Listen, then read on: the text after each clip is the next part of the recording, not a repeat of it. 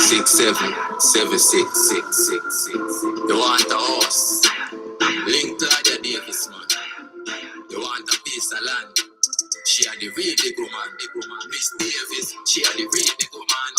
With she could have never go wrong with she. You can't put house and a fan through she. You can't put acre land. Miss D had the real big woman. With she could have never go wrong with she. You can't put house and a fan through she. You can't put acre land. She tell me pre smart, pre better. Get your own damn place where you prefer it. Dear me wife of the sign up letter. NHD them a region setter. Plus me don't get a youth of a member. My son just a neighbor in December. And she look construction too. She will be the house for you and you get it well rendered. Davis, she a the real big woman. With she could have never go wrong with she. You can't put house and a van through she. You can't put acre land.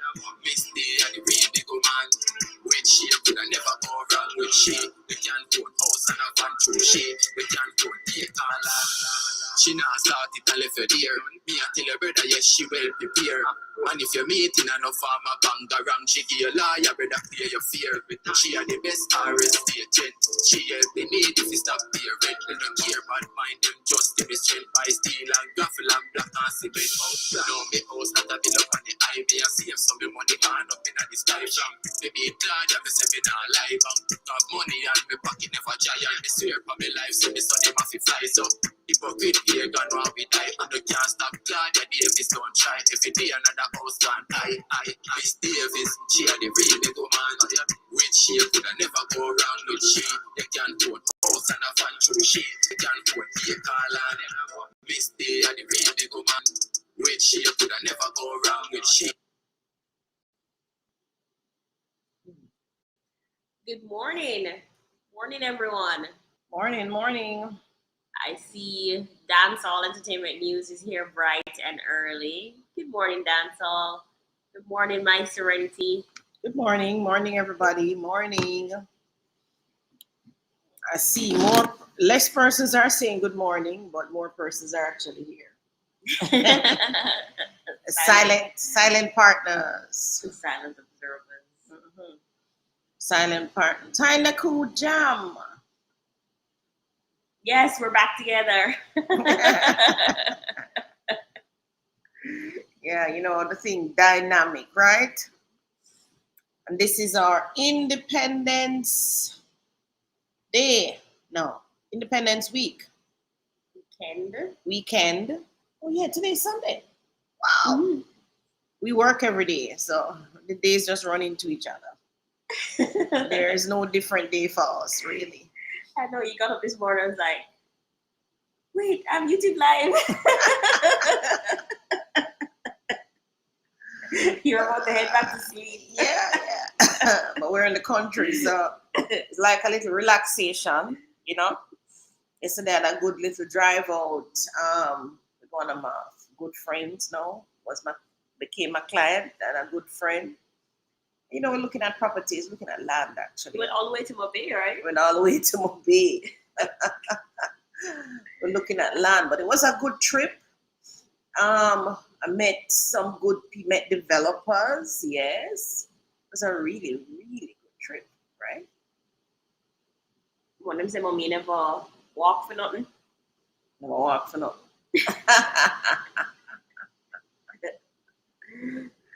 And then while we were driving, we were coming back. No, we were still looking for property, I think. I'm trying to remember. Mm-hmm. We were in, where are we?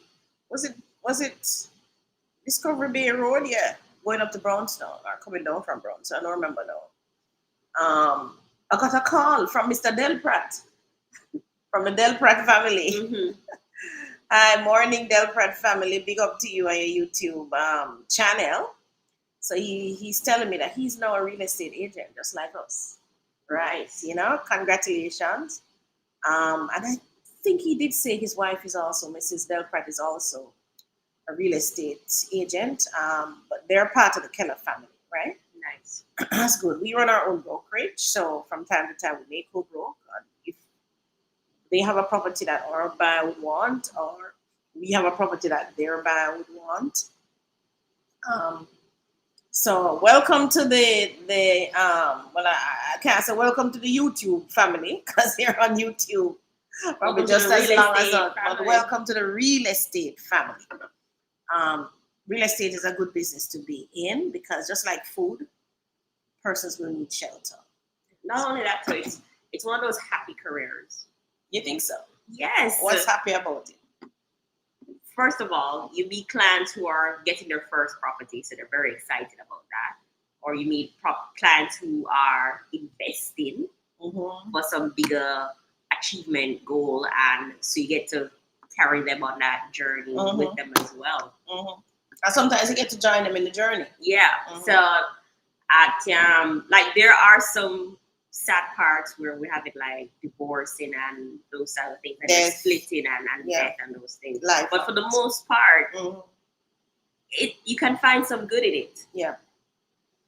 And then for the most part too, by the time those life events happen, you would have realized some gains, right? So real estate business, yes, is one of the best business. Although we're gonna read an article later where somebody say, oh, no, moaning on it. All right, so who else is here?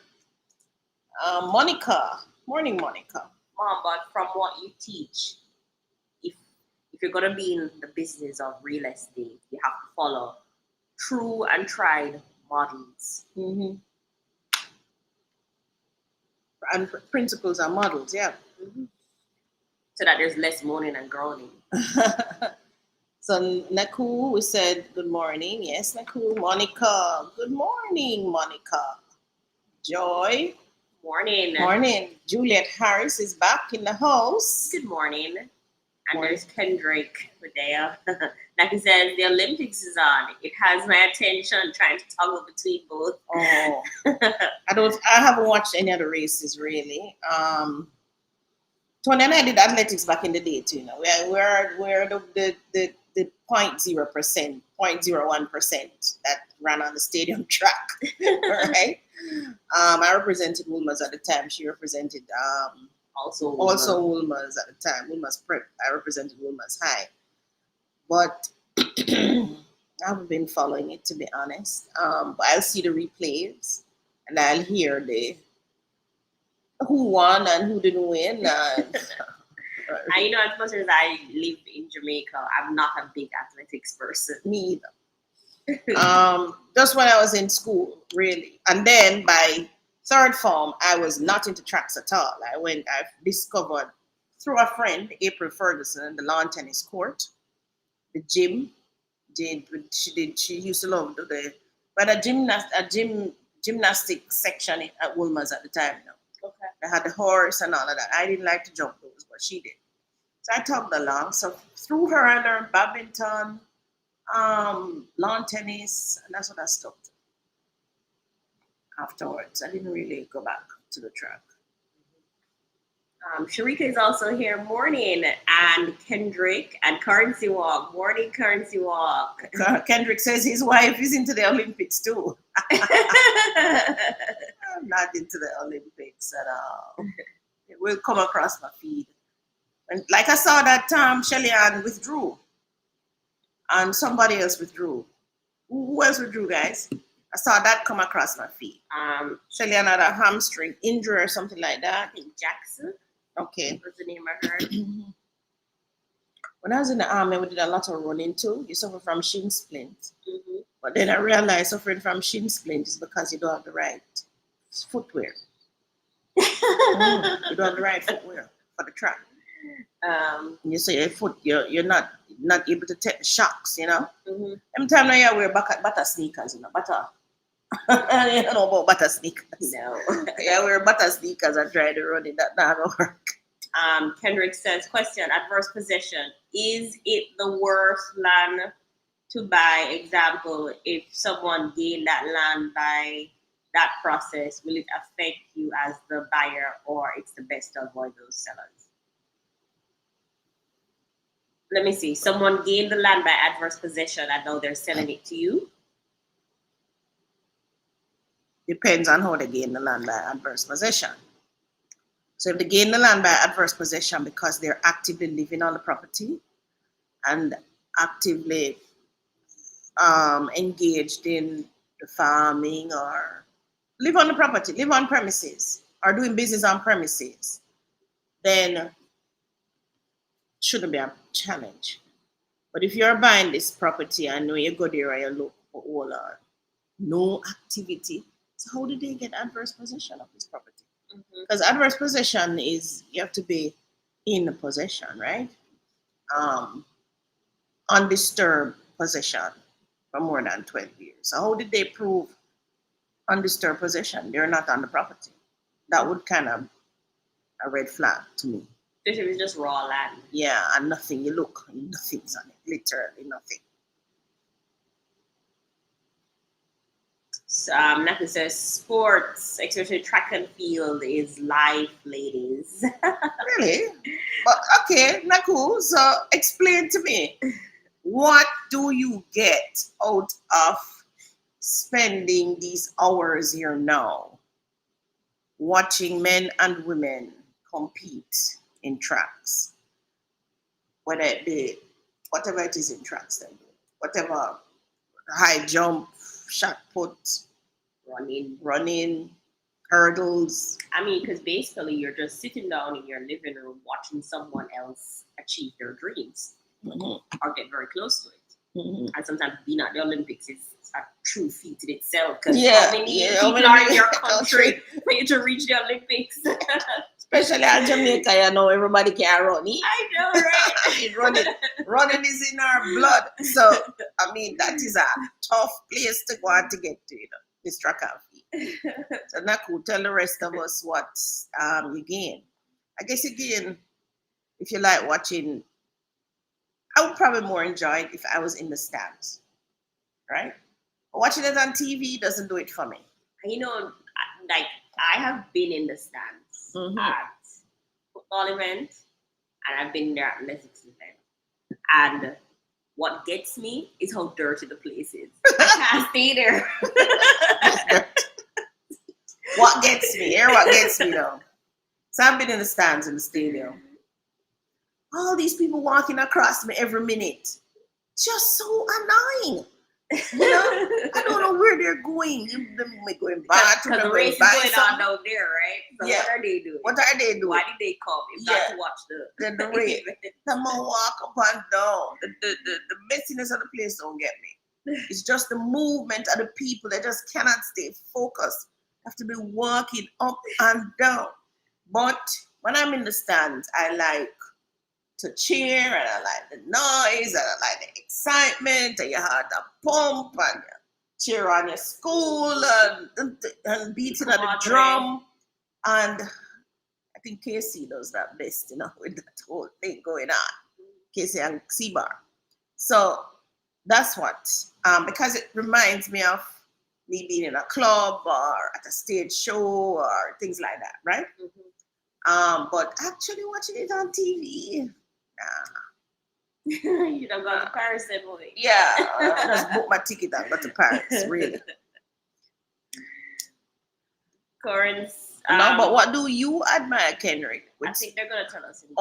His currency is Naku says so Kendrick says with sports it's a discipline the world admire. Yes, I think so. You think so? The world admires discipline, or the world is busy betting on these athletes and making money? You know how many gambling houses are set up now going on? Similar to football. You know how many? I think the more those some a lot of persons.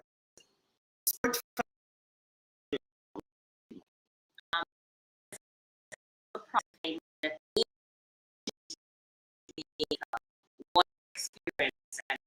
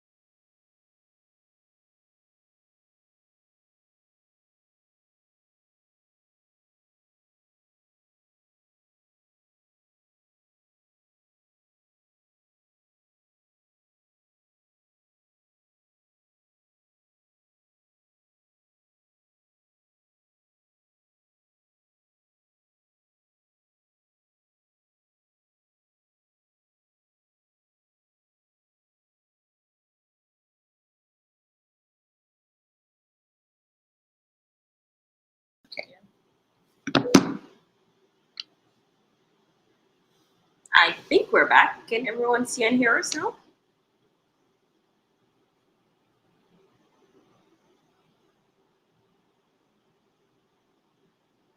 I think we're back. It says 21 persons on, but I'm not seeing the chat. Can you go on YouTube on your phone? Let me try it on mine. See if I can see the chat. Oh, So the chat's here now. yes. Okay, wonderful. Thank you. Sorry about that, everyone. Okay, so we lost all the chat information that was before we disconnected. Okay. So I think the last question we were trying to answer was whether or not we get angel investors Right. in Jamaica, In and what's Jamaica. the terms and process. I have no idea. Who is an angel investor? Someone who invests in a business, I would imagine. But they're kind of not in the forefront or like in the back, I think. So they're not a bank. So it's usually a small company or an individual. Right. Okay. You can look it up. Who is an angel investor? An angel investor. I haven't come across any angel investors in Jamaica or any company. Angel investors are wealthy private investors focused on financing small business ventures in exchange for equity. Unlike a venture capital firm that uses an investment fund, angels use their own network. Okay. Mhm. So, wealthy private investors. I don't know. I haven't heard of any wealthy private investors out here who invest in small business I guess for they're, in exchange for equity. I guess they're not at the forefront. You'd have to probably Right. know that they do it. Right. Claudia says it's nice to see both of you together under the same roof. Thank you, Claudia. People don't realize this, but we're together a lot. Mm. It's like very Rare. Like we are together so much that people who know us, if they're not getting mom on her phone, they will call me because they more or less expect that I'm with you. Yeah. And then when I say, I'm not with mom today, they're like, really? Why? What happened? Like, Yeah, that's true. Especially when we're driving, you're gonna know that if I'm driving, so I'm not gonna answer. Sometimes depends. And right away, Tony will know. Oh, my phone is gonna ring. They're gonna call this number right now. Yeah. So most of the times we tend to be together. And that's because we don't have anybody else to be with apart from or Rachel or Xander's even. Yeah, but like even so, and we hang with our clients also, who have also now become our friends. But for the most part, we're kind of most of the time. But a lot of our clients turn into our friends. Yeah. We don't go on a relationship. Yeah. A lot of our clients. Become our friends. That's true. Claudia says it's nice. Oh, Jovan says reminds me of my mom and I. Yes. It's good to have good relations with your parents. Like I'm tending to watch a lot of Asian shows now, and I kind of realize how their culture is set. Mm-hmm. Their culture is all about the elder. The elder has they look up to their elders. Mm-hmm. So when the elder steps out of line, it really devastates everybody because they look up to their elders, they respect their elders. And whether that elder is running a business or working in a restaurant or whatever it is, they value the opinion of their elders, their mom, their dad.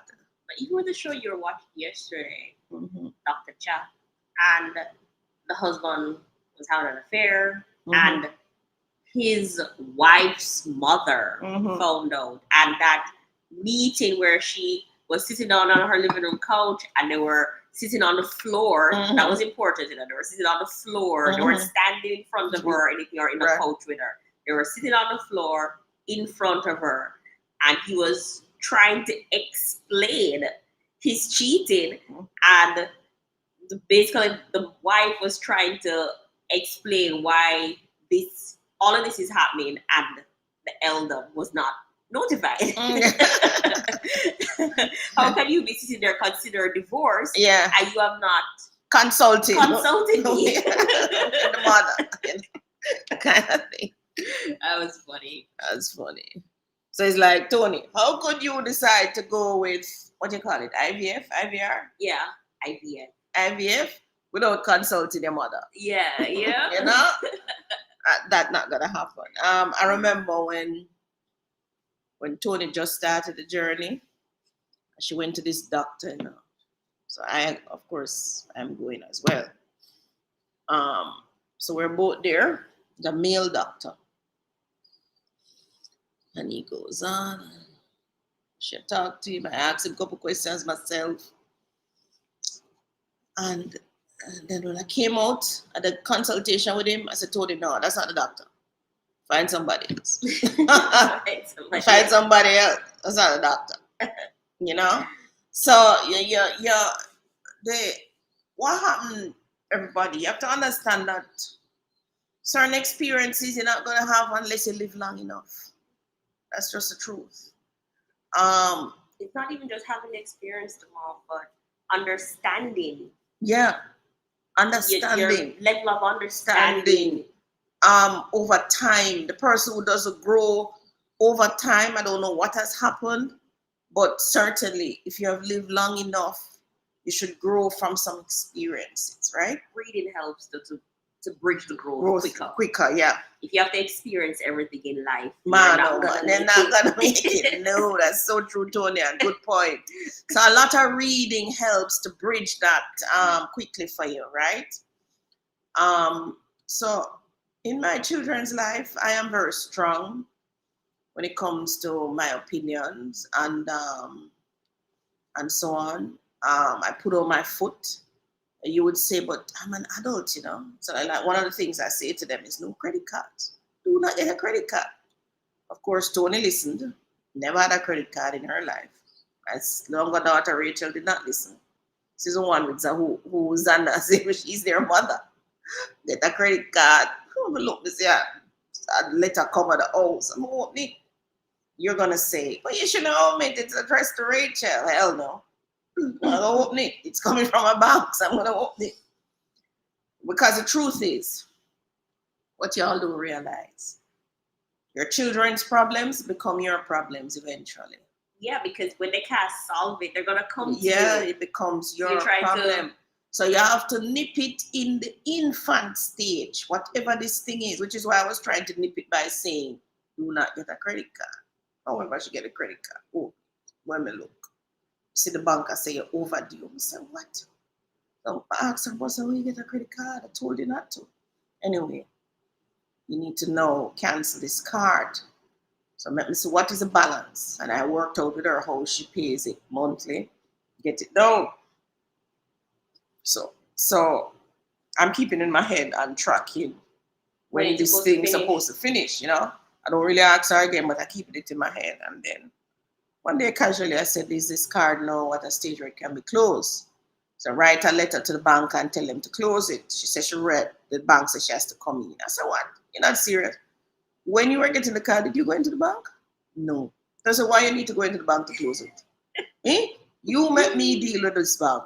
You don't need to go into no bank to close it. You write them and tell them to close it. So, that was done? It was done now, yes. So it's now closed. And she no longer has the card. So she learned her lesson the hard way. Because what are you buying on the card? What you buy with a credit card is of zero use to you. It don't help you make no money, seriously. Unless you take the card. So like back in the day, I took a cash advance of a card, a credit card. I was buying a piece of land. And I needed help with the deposit. Needed 100,000, I never have it. And my boss said to me, you can take a cash advance of the credit card. I had the credit card because the company had facilitated us getting these credit cards, right? Mm-hmm. But I didn't use mine. And he said I could get a cash advance. I use it. That's the only time I remember using a credit card for something that makes sense. After that, using a credit card don't make sense. Don't make sense. Besides, in today's Jamaica, you don't need a credit card because you have what's called a Visa credit card. It's your same debit card with a Visa facility or a Visa, should I call it? Yeah. A credit facility? Well, It's not a credit facility. It's your same money. Mm-hmm. But it allows you to be able to shop online. Right. So you don't need a credit card. You can still use your own money. Yeah. So I told her, I said, anything you buy, use your own money. I mean, you would think twice about buying it because now you're using your own money that you have to work hard for.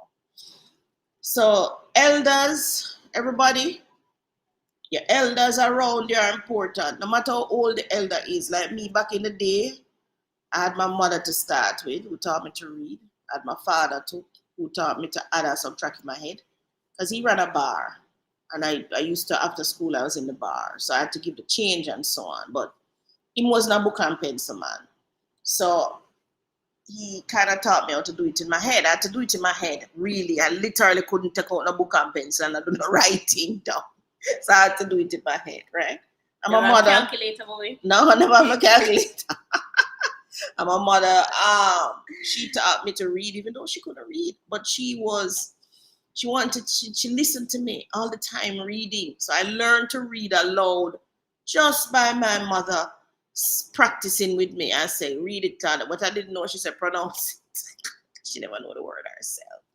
And it's really later on in life I realized but what happened. You tell the story a lot, but one of the other significant parts of it is that parental involvement makes a difference. It does. Even if your parent is at a different educational level than you, once they're committed to helping, it will get you through. It will get you through. The kids who are falling by the wayside is because there's no support. There is no support. And I tell you, your support can be as simple as just being there. Sitting down beside the child. I remember when Rachel just went into civil engineer, first term. And she moved to me, Mom, they said I'm failing physics. I'm like, how can you be failing physics? You have physics at Cape. So how can you be failing physics? I said, that physics must be something that you did at Cape. If you did just do CXC, maybe that, But me, I said, no, man. You get a 1 in a physics, so you fail physics. So who tell you say I fail physics? She said, the tutor. I said, the tutor? No, from my university days, I know that the tutor is like a student who probably just graduated and they're doing this as part-time to make money, right? Really? Yeah, that's what the tutors are. So I said, so what does this tutor say you must do? As I'm a young man.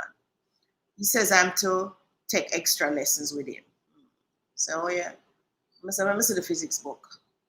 Mom, we don't get books about the everything is on our, what you call it? The tablet, right? Mm-hmm. Everything is on our tablet. So anyway, in the night now, I lie down on the bed. She's at her desk. I say, open the tablet to chapter 1 and give it to me. I lie down on the bed and I started reading this chapter 1. And I realized that the book is just like when I was in school. The book takes you like a baby, like you don't know anything, and teaches you step by step, Tony. Literally, everything, which which is the same thing when a child is failing mathematics, is because they haven't looked in the book, right? So I went through the whole chapter, and I saw that they had questions at the back of it, and I also saw that the answers were somewhere there too. I said, all right. I said, Rachel, do chapter 1. And I lie back my head and I fall asleep. Now, I don't know if I was snoring or what. That obviously never bothered my daughter because she never wake me up. So I wake up now and she's still at the desk. I said, Rachel, you finished the chapter? She said, yeah, she in chapter 2. I said, you did the question? She said, yeah. I said, you get them right? She said, yeah. I said, all right then, you don't need a tutor. My argument done. Right? So she learned now, say, and this is first year term university. She learns that she forgot do her. Go to her book. Don't rely on a teacher or a tutor to come tell you that you're failing when everything is in the book. And I learned that lesson the hard way too when I went to university. I was failing. Statistics was the only subject I was failing. Same first term. And I said, no, man. And I sat now with a group. So it's Janice James now. Tell you, I remember the names, good people who helped me. I remember them. Janice James was a boss in our statistics in our class. And I went up to her house. And she had another group of friends who were there in the same class. And I realized that they had the book. They had the statistics book. And that was what she used. And they go through. And then they did the questions at the back of the chapter. And then they look at the back to see the answers. And say, well, a little bit. You know, say, the Monday, what kind of book? I'm sitting in the class, and I don't understand nothing of this what this teacher teaching or doing. I don't have a book. Tell you, man, blunder. Yet when I'm in school, when I was going to school, both Central Branch Primary and Woolmer's High School. Now when you go Woolmer's, your books are on book rental. So you have all your books in book rental. But as at Central Branch Primary, my mother bought every single book. That woman I walk off her booty down a town and buy every single book on the list and I never go to school without all my books. I have a big book bag when I'm going to school. Every book pick me up and look out at my book. And my mother always said, don't let them your book, don't let them your book. She said, don't let them your book. She never liked that. And so she know the sacrifice she know, to get yes. And every Friday she would bring me a book. She downtown, she would buy me a book every Friday. I should buy the Star, I should come up and I may have to read it. So your parents' involvement, and even though you may think, because I can't tell you the truth, the maths for me, when them start talking about letters in a maths, them lose me there. So as long as I got numbers, me alright. Not tell me about A plus B or C and D, F, E, F or whatever. No. And formulas too. I tend not to really like formulas unless they're really simple. But so my daughter went straight up, she did add maths and she just finished her master's actually in mathematics. So you just know that she's good at mathematics.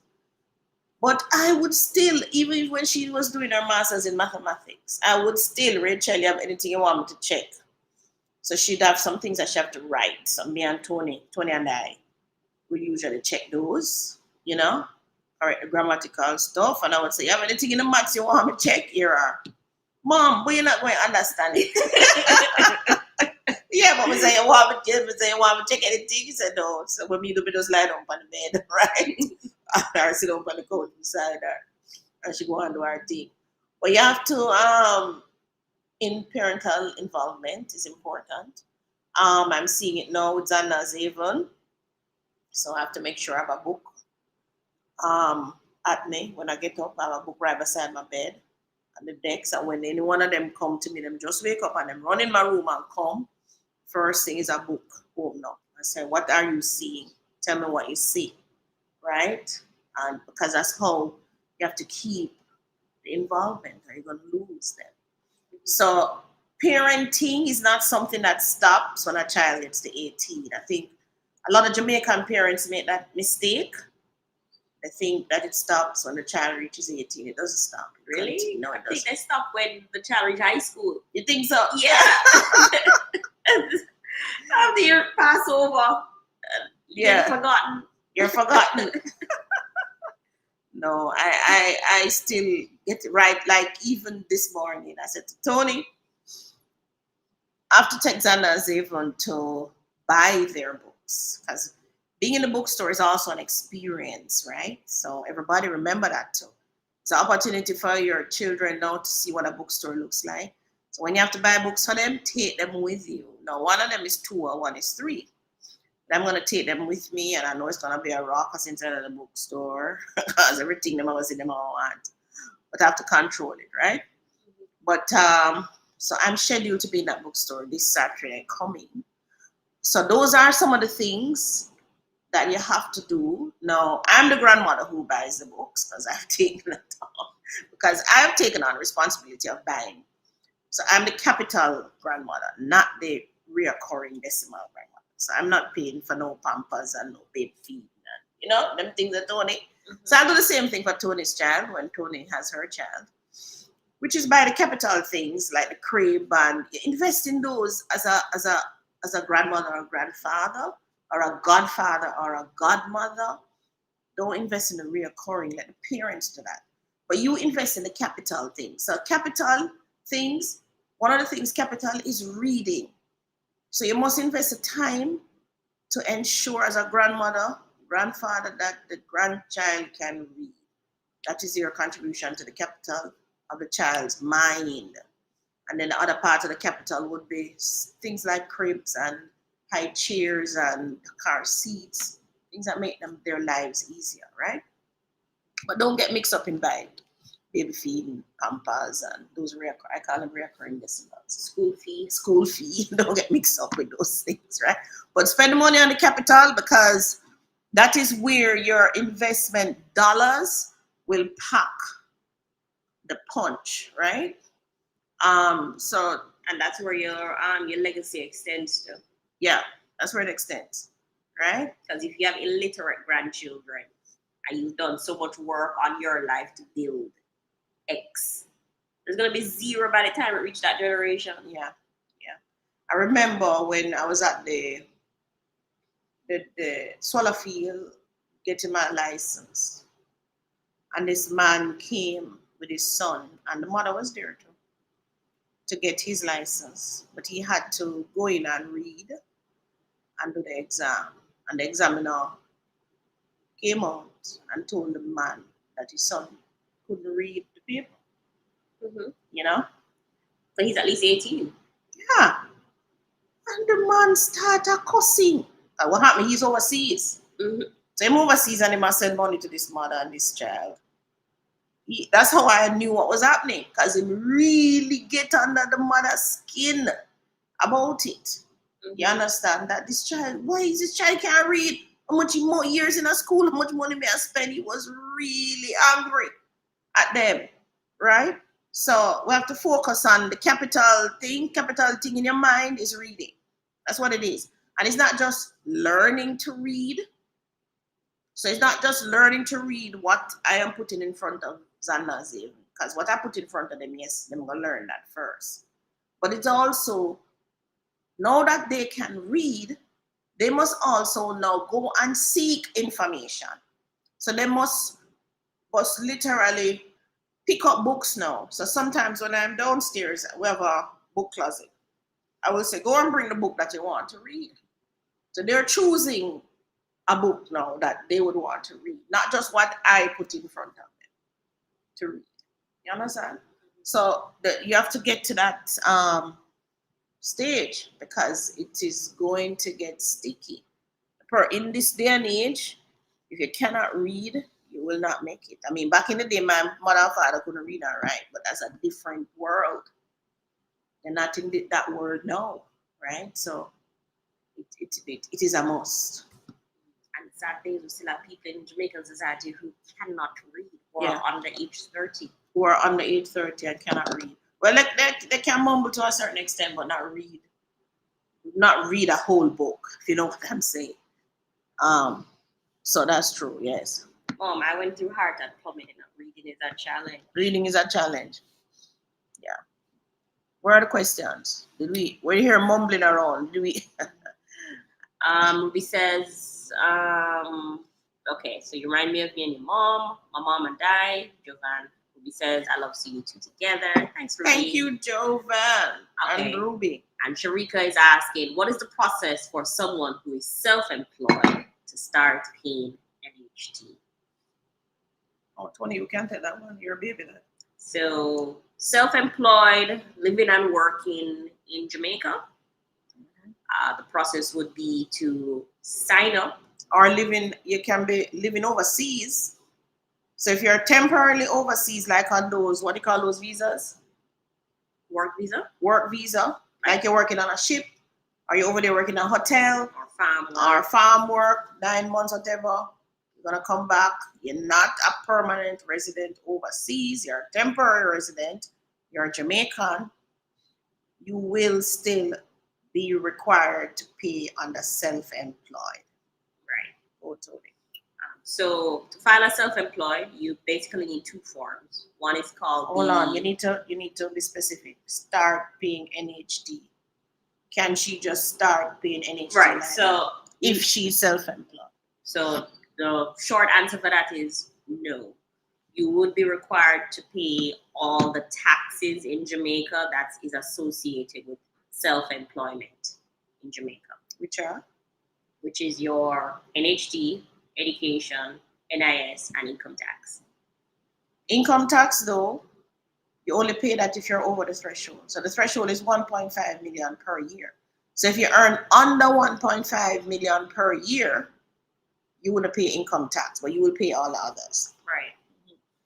So those forms required are the SO4, and which is the one that you file in March of every year, and the SO4A. You also file it in March, but it's the estimation of your income going forward. Mm-hmm. To get those forms done, the most simplest way to do it is to go to NHD Crossroads, which is on NHDC. What? Go to the NHDC building. What is NHDC? Sorry.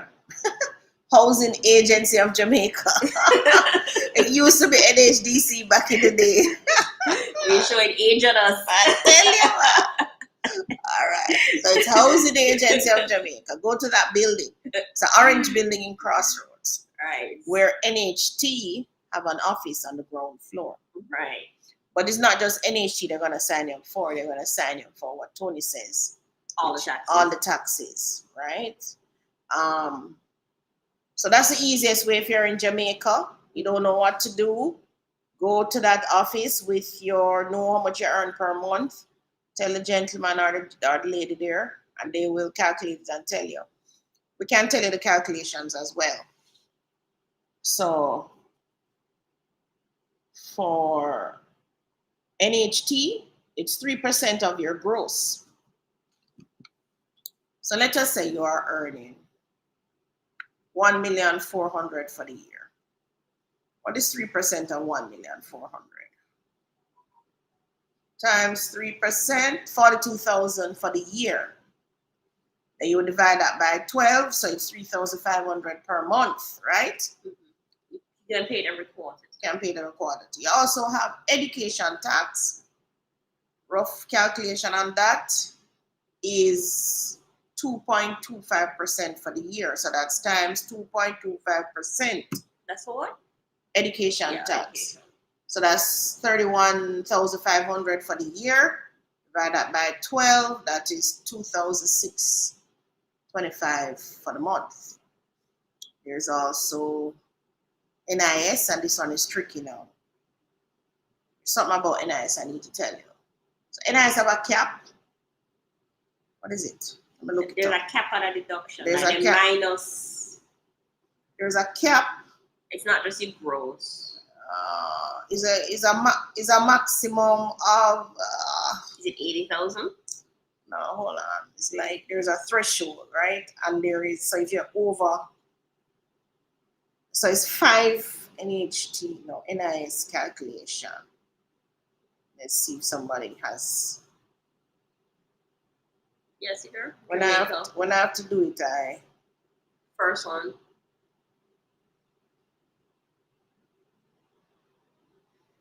Found it? NIS, the max threshold is 5 million. 5 million of 3%. How much is that?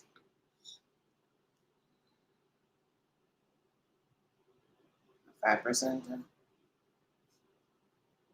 it got raised.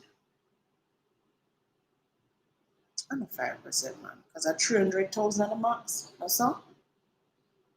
So this not telling me the right thing. The max is 300,000.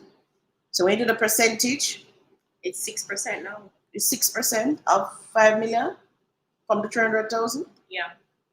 Oh, so it's 6% That it raised. of your gross. So if it is that you are earning the 1.4 times 6%, you're gonna pay 84,000 divided by 12, 7,000 per month.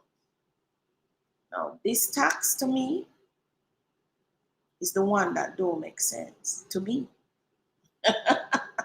So whereas the income tax makes sense, because I know that one, the government needs the income tax to run public things, right? Public sector, public hospitals, public schools, and so on. That makes sense. Education tax makes sense. That one, you have to, education tax is for education. Put it that way. And the education National is Housing free at the Trust. primary level, basically. Yeah, and it's for the primary level. So I don't mind paying it. Because right now, if I wanted, I could send Zanaz even to a free school. I don't pay it.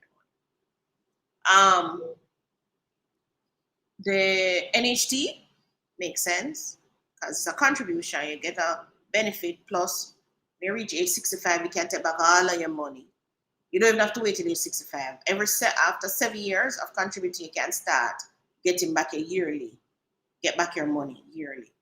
You also get it back even if you have a loan. It's just that they put it on the loan itself. So it pays down your mortgage really fast, which is one of the reasons why Tony and I mortgage were paid down. Plus the fact that we, instead of taking this 30-year mortgage, we had reduced it to 10 years. So we finished paying it off quick. Now, this tax here now, this national insurance scheme. It's for your pension. It's for your pension, but I swear this is a Ponzi scheme now. No, seriously though. Take from Paul to pay John. Yes, take from Paul to pay Peter. No, imagine now. You're a high income earner, you earn 300, your maximum you pay is 300,000, which is what reach me. You're giving them 300,000 a year now. Divide that by 12, so I'm paying 25,000 per month. I am sure when I reach pensionable age, I'm not see nowhere near 25,000 per month from NIS. Yet in my working years, which I'm going to pay them working years, more money. So when I go off at 65, and I probably live to age 85, that's 20 years. In my working years, I've worked 45 years if I started working at age 20. 45 years, and look how much money may I give them every month. And I'm sure when I go off on pension, and the thing is, you can't even get early pension because right now, me just say, give me my money now. Right? I swear.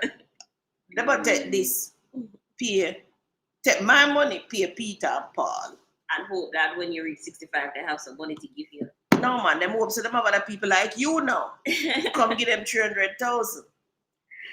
Now, that's the thing with me and these pension plans, not just the NIS one, but the NIS one fall into that, is that they're taking money from Peter to pay Paul, quite frankly. But isn't that how society works? Why you said that's how society works?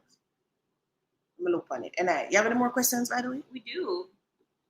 So, Sharika, I hope we answer Tony, answer the voluntary contribution overseas. So, if you're overseas, and if you're a citizen overseas, but you're a Jamaican and you want to voluntarily pay, you don't have to pay NIS, education, and income tax.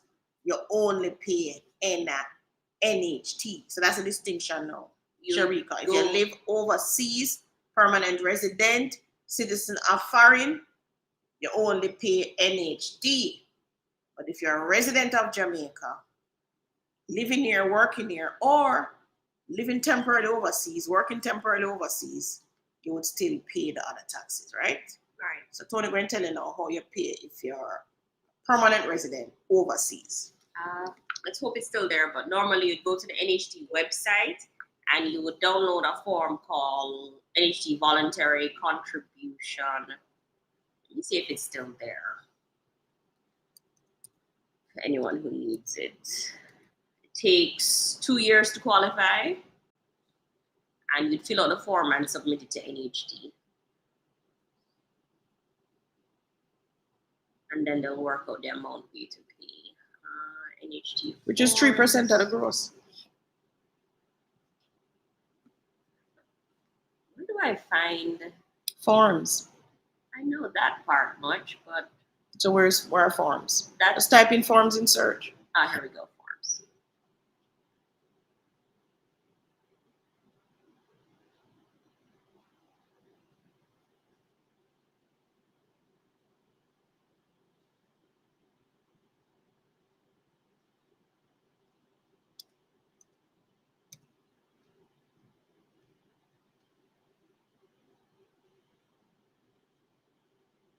All right, here's the form.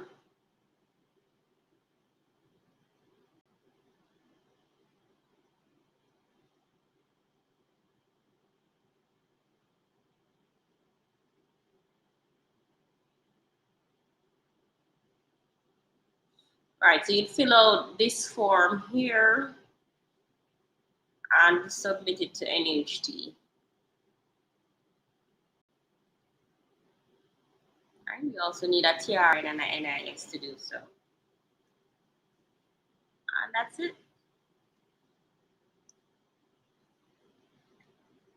All right, back to your questions, Mom. Oh, you didn't show them the SO4 form. How they get that?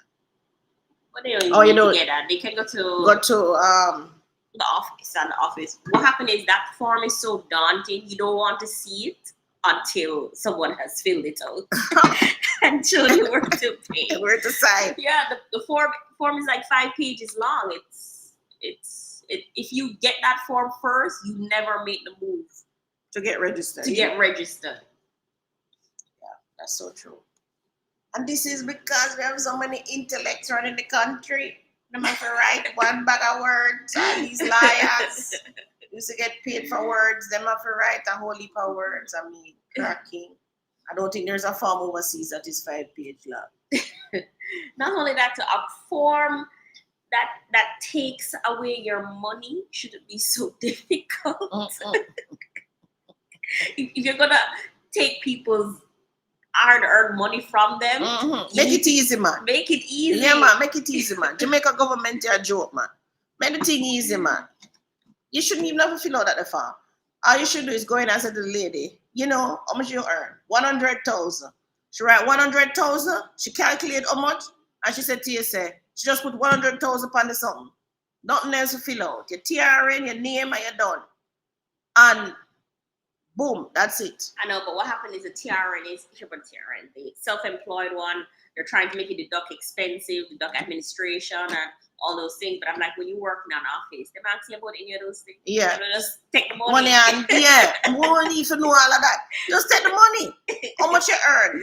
Oh, I only earn 100,000 a month. Okay, we are asked about so how much you pay for light bill, how much you buy the goods for, how much. Come on. I don't understand it's a business, but persons who are struggling to fill out that form, they're at the lower end of business. Lower end of business, yeah. So maybe there should be 2 forms, you know, depending on which stage you are in self-employment. No, Tony, they come in and say, I'm a hairdresser.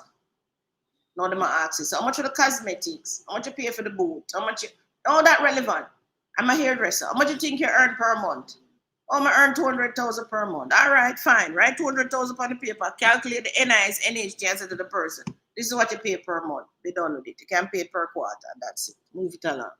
All right. So, how do you pronounce ARIEK? AR. Where is it? Show me. Show me the word. Right here. Arik, not soup. That's what German. Arik, not soup. Good morning, ladies. Good morning. Good morning, Arik. Arik. Currency says, Tony, please work on your YouTube channel on your process. You will help many. Yes, Tony. You know, when I was leaving, going out to drive to Trelawney, I said, Tony, you want to work on your blog today? She says, yes. We're driving. We had to call her for some directions. Here, Tony. Man, you know how long it take me to set up this pot to cook? Which pot? So we got an Insta pot as a gift. weekend from a friend. Came in from overseas and just tried to cook and I tried to cook pumpkin soup. And she said, "There are men both how she have to wash out the pot. She have to set up this, she have to set up It's that." not that I had to wash out the pot. I had to learn how to wash out the pot. I had to learn how to open and close a lid. And I had to learn how to turn on the pot. I had to learn how to put the settings in. There was just so much learning.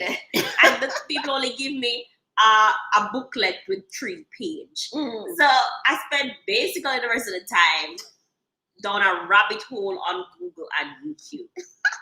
So how many hours you spend yesterday? 4 hours to get soup. 4 hours. No. You see, Currency Walk is asking about the blog. You know what I bet they call and say, "Mom," and you know we did bring back food. We went to Island Grill, so we did bring our no meat stew piece. I said, "Mom, buy me a soup because this now work. I'm gonna do your blog." In the first hour. You don't understand. You cannot think when you're hungry. You can't. You have to satisfy hunger first. Oh, so that's why you're trying to get. Oh, so you needed to kill this rabbit, right? But Tony, there's I taught it on YouTube already. Something called sunk cost fallacy. Mm-hmm. You've invested so much time in it that it's decided you can't turn back. You have to just. I know, because at one point I was seriously contemplating just eating cornflakes. Yeah.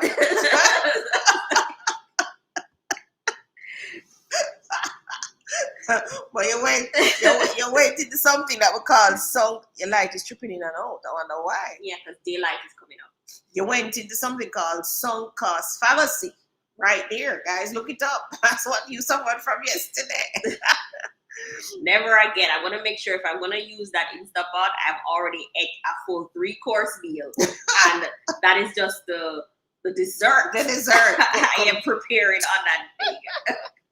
But you have to commit to Currency Walk now. When are you going to get this thing going? Okay, so I need to have my first video up. All right. So by next week Sunday, the first video will be up.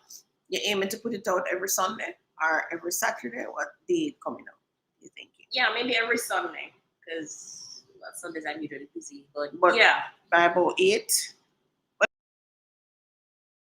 this is pre-recorded, so you have to do it pre-recorded. On the day off that I set it up by then, edit and set it up by then. Mm-hmm. All right. The Currency Walk, let us see if Tony keeps her word. Now that she have somebody overlooking her. Coach, Currency Walk is your coach. Going to keep you in line with it now. Yes, my serenity says, "Yes, Tony, update the other channel. We are vested." You see, you also have my serenity. I have 2 coaches. 2 coach. Sharika says, "Sad part, most of us don't appreciate our parents until it's too late. I call my parents every day. When I call and don't get them, when we return the call, I ask them if they think they're big." Yeah, you have to be vested, guys. You have to be vested. Yes. The Monica is confirming that it's called a Visa debit card. Right, Visa debit. Joanne says, only true pro of the credit card today is if the card gets scammed, you don't have to wait to be reimbursed. Really? You don't have to wait now? Ruby says, yes, I think it's very important for elders to educate and support young people in doing good. Yeah, it's important. Lexi G says, the bank charged me an annual fee for a card that was not delivered to me and they have it at their location. Yeah, man. The bank is about making money. Mm-hmm. That's how they make money, Currency says, spot on with the credit card. That's why I don't have one. Yeah, you have to leave those cards alone, everybody. Those cards are death of you. Nice Randy says, I have used my card to fund real estate. Mm-hmm. So credit card can be an asset or a liability. It is all about the credit card holder, not the card. That's so true. And your personal discipline. Well, not necessarily. What do you mean? I use it to fund the card too, but it's a very high way of funding a piece of real estate. You have to make sure that that real estate is cash flowing. So I use it to fund a piece of land, but the land was a cash flowing. I still have to pay it out. I'm gonna pay it. Yeah, but that land was a really good opportunity. It was, but guess what? To help me fund the land, to also manage the lady in my office. Got an angel investor? Name I beat me. Brown, Brenda, and Bogle, which was a driver. I was a supervisor. She overheard me talking about getting this. The light is not good anymore. Should we open the blinds? You think? No, light behind us is terrible. No, I mean if you open the blinds, you have light behind you. I know. I'm saying light behind you is not a good idea. Light behind you does this. Ouch. Okay. All right, everybody. I hope you can still see us. Oh, what I can do is open the light from that direction and open the light from that direction. Even though you're lit, you're well lit. Okay. So I got a no interest loan because the loan with the partner draw, Mm-hmm. right? Those are better ways of funding than the credit card.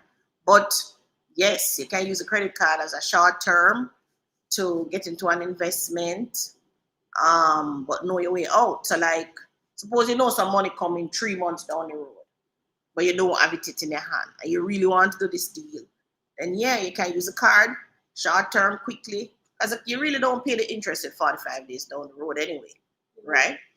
And even though I don't want my daughter to hear this, and I hope she's not listening. At 7 o'clock in the morning, I don't think Rachel's awake. So here's a trick with the card. There's another trick that you're not looking at. The bank doesn't want you to pay off the credit card. They don't. If you only pay the minimum balance every month, no bank will call you. Yeah, but pay a little bit more than the minimum. No, you don't. You don't need to. If it is that you have a credit card, let us say a credit card, 10,000 US, 1.5 million Jamaican dollars. Use the money and you deposit on this property that going cash flow. Put the minimum balance of the cash flow in the expense for the cash flow in property. What? That went over my head, Mom. Explain. So you borrow 1.5 million, Mm-hmm. Which is a credit card. which is a credit card to do the deposits. And you know, on the expense side, because it's an investment property, and on the income side, you're gonna have rent, and on the expense side, you're gonna have mortgage, maintenance, property tax, if you have to pay a cleaner, gardener, and so on. Mm-hmm. You can make this interest that is on this credit card part of that expense. Okay. If your property is cash flowing. If it's a cash flowing property, right? So you don't have to stress about, oh, maybe pay back the 1.5, and then every month you have to take the rent money and I give the bank. and I stress out yourself. You understand what I'm saying? Mm-hmm. To pay off this credit card, you can pay the liquor balance, you can pay the liquor minimum balance, or as Tony says, you put a liquor extra. You calculate up 20%, 30% off the minimum balance, and add it to that, and you put it on the card. Right? So you don't have to stress yourself to pay off the card because the bank doesn't want you to pay off the card. The bank wants to charge you the interest. It's the interest the bank wants, not the capital. Because the capital for the bank is not income. That's what people don't realize. What is income for the bank is the interest that you pay. That's why when you go to the bank and you want to pay off your house, them give you so much hassle to pay off the house because them don't want about the money. What they want is the interest. So a bank lend you 30 million to buy a house. And at the end of it, you pay 90 million. 60 million is interest. Let me show you. You have another question? We have several, but where you want to go on the computer? I want to go to loan amortization. Let me just show them quickly what I'm talking about.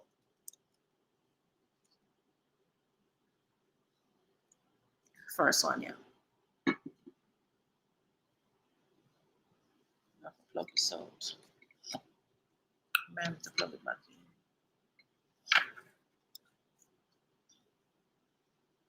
Just get hot. So share screen.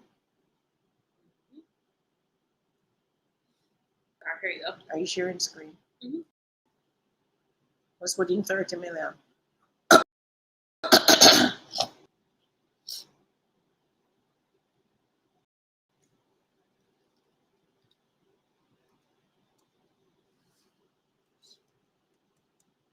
There are 40 years.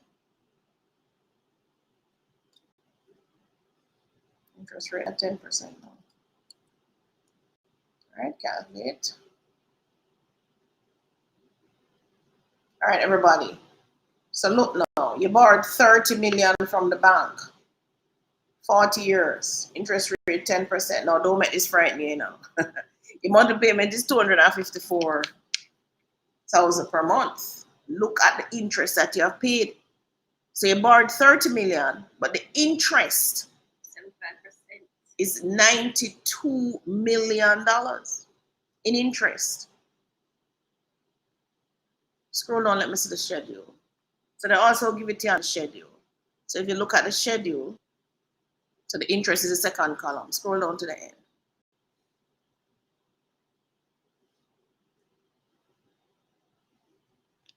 $159,000 in interest payments, interest principal, ending balance. Okay. So if you notice in the beginning, year one, you only paid 2 million in interest.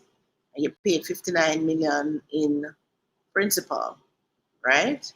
The ending balance is 29,940. How much did you borrow? You borrowed 30 million.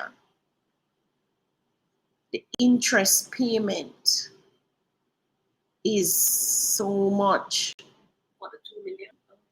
Nearly 3 million? Yeah, 92 million. And you only paid 60,000 off the principal. All right, so let us go back. So if you subtract 122 minus 92, you get 30 million. So when you made the monthly payments of, hold on, go back. The monthly payments 254,743.77. Multiply that by the 480 months. They're saying you would have paid 122,277,011. Subtract the 30,000 that you borrowed, and you realize that the interest that you paid over the 40 years is 92,277,011. It's the interest that the bank is interested in. I show you this to show you that is the interest that the bank is interested in, not the principal that they gave you. That principal can't help them pay them A's for them AC and pay staff and all these things, right? So, credit card, yes, can be good. You can use it as a quick way of getting the money. Plus, them already give you the money, You have the money on the card, right? So you don't have to. And these days, we're being bombarded right now, like especially NCB. Almost every week, them sending me something. So, you can get this money. Scotia is like that too. You can get this money. You can get this money. Already pre-approved. You don't need to do anything. Sign the thing on. That's so cool, right? I wonder if we have any offers now, Tony. Hopefully not. Tony says hopefully not. But yeah, you can use those offers. Claudia says, congratulations, Rachel, on your master's degree. Thank you. And my master's too, Yeah, I paid for it. My master's. And I don't have a master's. So it's my master's. Yeah, my daughter's name on it, but it's my master's. I pay for it, and I have to ensure I check those things that she's submitting. And Mommy, you are an angel investor in the master's. Yeah, I'm an angel investor. Getting some equity now out of it. Yeah, I get some equity. Yeah, because she can now pay the bills and free up my money for once. Oh, we laugh about these things. All right, so I'm Not My Hair says, if you love to read, I invite you to read my book. Mm-hmm. It's a fictional story about an African princess that travels to Jamaica. It's called My Different Shades of Black. Okay, is it on Amazon? It's on Amazon. Oh, you get the book. The name. My Different Shades. Let me search it. Should I drop the Amazon link, man? Yeah. In the chat. Drop the Amazon link in the chat. Other persons who want to read it. My Different Shades of Black. And who wrote the book? I'm Not My Hair. Shades of Black. We're checking Amazon to see if we find it. Mm-hmm.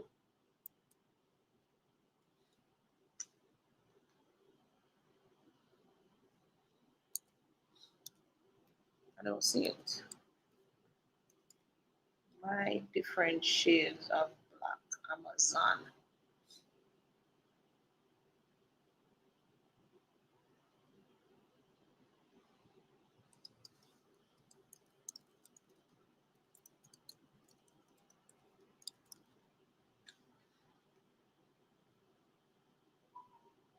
Is it by Nicole Golding?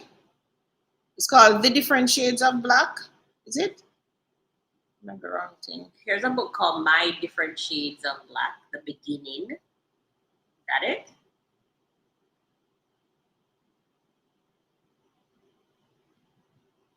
All right. You can tell us or drop the link in the chat to make sure we have the right book. Mm-hmm. Tony's the one who would read this. I read more financial and money book. Money, finance, and real estate. Those are the ones I read. Dan Sol says, Miss Claudia, you told someone last week to file tax on their rental property so that lending institutions can see it as an income and not a debt. Yeah. Greetings reached and assistant. D. Dunkin' Donuts. Really well. They made that name so popular. Dunkin' Donuts. Literally dunking in the milk. Dan Sol says, also, do I need an accountant to file my taxes, or it's something I can do on my own? Something you can do on your own. We did it on our own, but when you reach a certain level of income, don't do it on your own. Yeah. Don't. Especially when you start having more deductions for your business. Don't do it on your own. Don't do it on your own. No. When you become a high income earner, don't do it on your own. When you really earn a little dibby money, 100, 200, maybe you can do it on your own. But when you get to a certain level, don't do it on your own. It's key. You're stabbing yourself in the foot. Put up Mr. Patterson's phone number, Tony, so they can. You have it? I'm gonna give you our accountant, Patterson. Although I'm chasing behind him here now for something. But for the most part, he's a good accountant. Accountant. I think you giving out this number has made Mr. Patterson super busy. Yeah, tell him, jeez. You found it? 541 541 1007. 1007. But he gave me a new number. I never saved it. Remember, he gave us a new number the other day.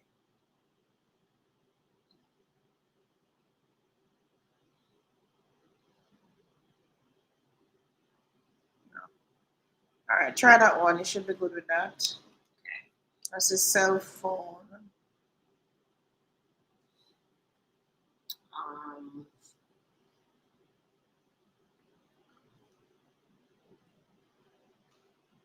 not scrolling. Okay. So something Dunkin' or Dancer. Lexi G says, it is complicated to figure out, Tony. Yeah, man. The tax. Paula McKenzie says, true. Corsi says, got it loud and clear. Claudia, I didn't know I could use my credit card to purchase land in Jamaica. It's more like use it for the deposit. It's more like use it for the deposit. So you can remember you can't go to the machine and draw off the card. You know, if you pin your card, you can't go to the machine and pull the money from it. But when you go to the machine and pull the card, the interest hits you instantly. It's not 45 days. It's only 45 days when you're at point of purchase. But once you pull the cash from the machine, I don't know what's the difference really because of the same cash. But the interest hits you instantly. So that's a 45%, I think, or 40%, I don't know, something like 45 for the year. That's what the interest is now.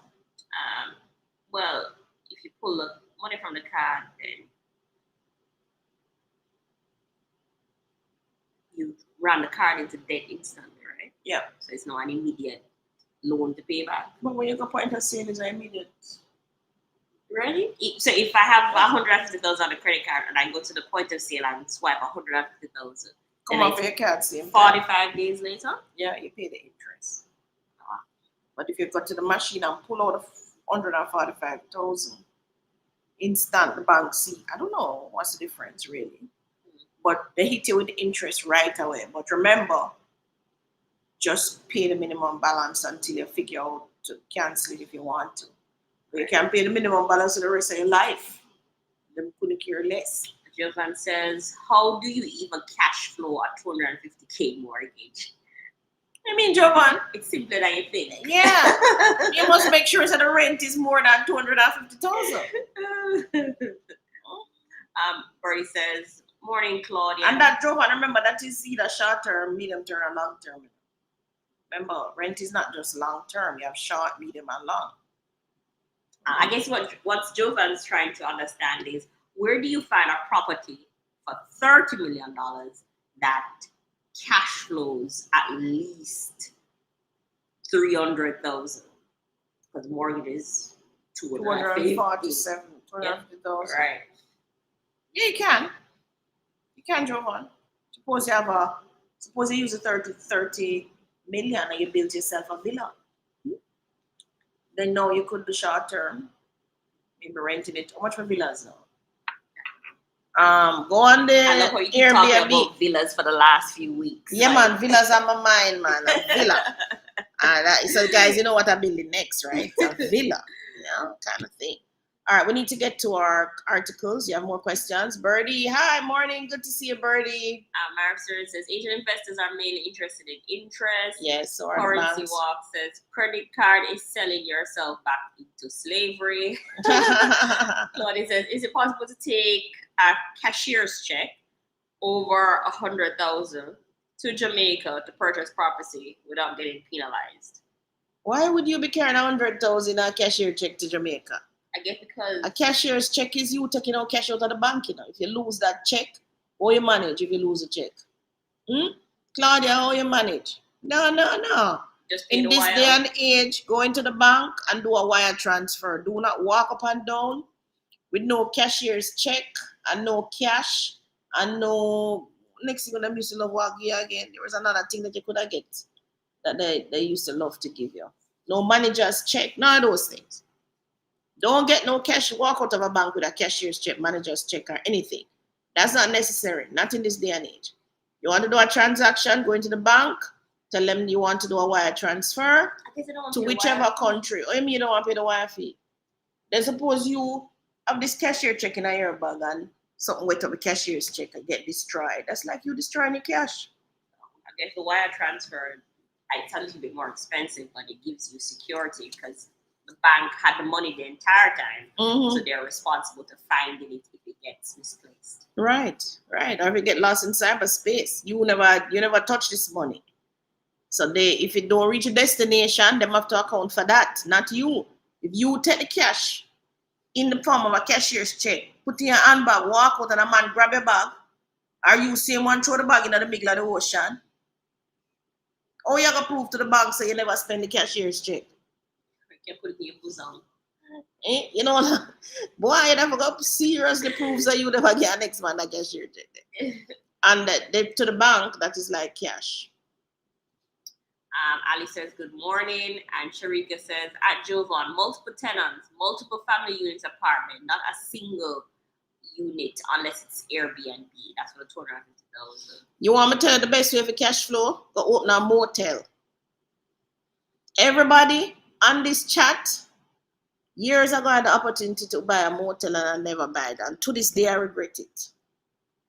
As I'm thinking, chum, I don't want to meet them people that chum, I don't want.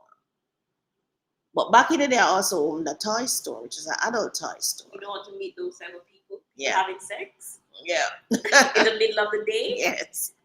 Those are the type of people you want to meet. They're living their best life. Yeah, the best life, right? So, I didn't go for it. It was on Lyndhurst Road. I didn't go for it. And every time, I'm sorry I didn't go for it. Because I actually looked at the books and knew the cash flow. It wasn't no difficult, nothing. All I had to do was, I know them are going to rob me. So all I had to do was say to the person who controlled it and collect the cash, she said, give me X every day. Put X amount in my bank account.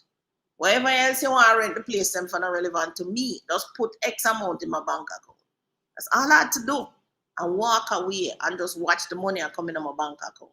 Because them make money, you know, because them rent the room 1,000,000 times. You understand? I'm sorry, I didn't do that. And to this day, I'm yet to find a location that would be perfect for that now. I would have to buy an existing motel, and you know the prices and so on. And not only that, so for the type of motel, it can't be on a main. Right. It needs to be off a main. Right. And even when I was down Maxfield, I said a man come and put up 2 motels on a road that every day I walk there to buy lunch. And I said, wow, put up a motel. It was an old house, and them lick it down and put up the motel. I'm saying, why didn't I go after the motel? But if you want to make money, Jovan, the motel is because remember, with the motel, you make the money by the hour. With short-term rental, you're making the money by the day. Remember that. With medium and long-term, you're making the money by the month. So which one is better? Think about it. Which one is better? A man paying you $100 US a night, or a man paying you how much is the motel? Easily $3,000 a night times 30, 90,000 that. Easily. So a hotel? Motel? A motel. So $3,000 you can rent the room. Let us say you only rent the room 5 times for the day. That's 15,000 a day times 30. That's $450, Jovan, for the month. And the motel have more than one room. This is one room making 450,000. You understand? That are the best use. That are the quickest in terms of rental income in a real estate. That is the fastest. Next fastest would be the short-term rental. If you're in location for the short-term rental. Then the next bet is the medium term, and then the next best would be the long term. All right, long-term rental slow, but it's sure. Tony like long-term because it's slow. She don't have to be doing the work. With motel and short-term, you have to really be doing work every day. You have to be on your phone.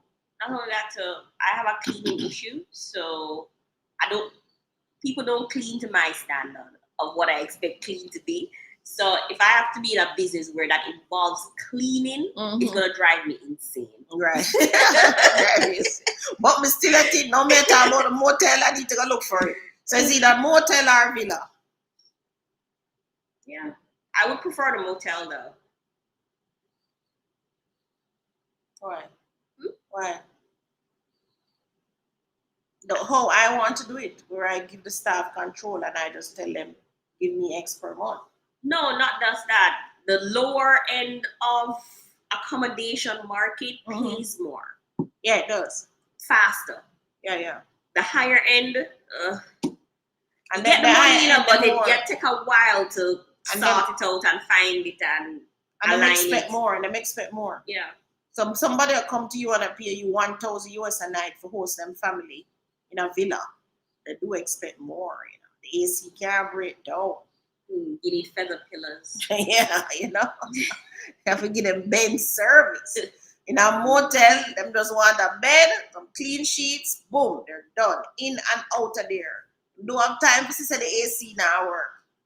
Or one cockroach just run across. Or a cobweb in the ceiling. I know, I remember when someone called me about a cobweb in the top right-hand corner of the room, in the ceiling. I said, Mom, Airbnb is not for me. Not for me. Yeah. All right. So, you have any more? Let's move to the articles before we run out of time. Dancehall, so you're calling Mr. Patterson from now and don't get him? Dancehall, send me a number. 2%. Something wrong with my phone. Send me a number. No, I think it's just not charging on That on cord. this. All right, send me a number Well, after my cord this. is for like a laptop, so it's probably too high of an energy. What's up, me dancehall entertainment? Let me know it's you, and I will go find him for you.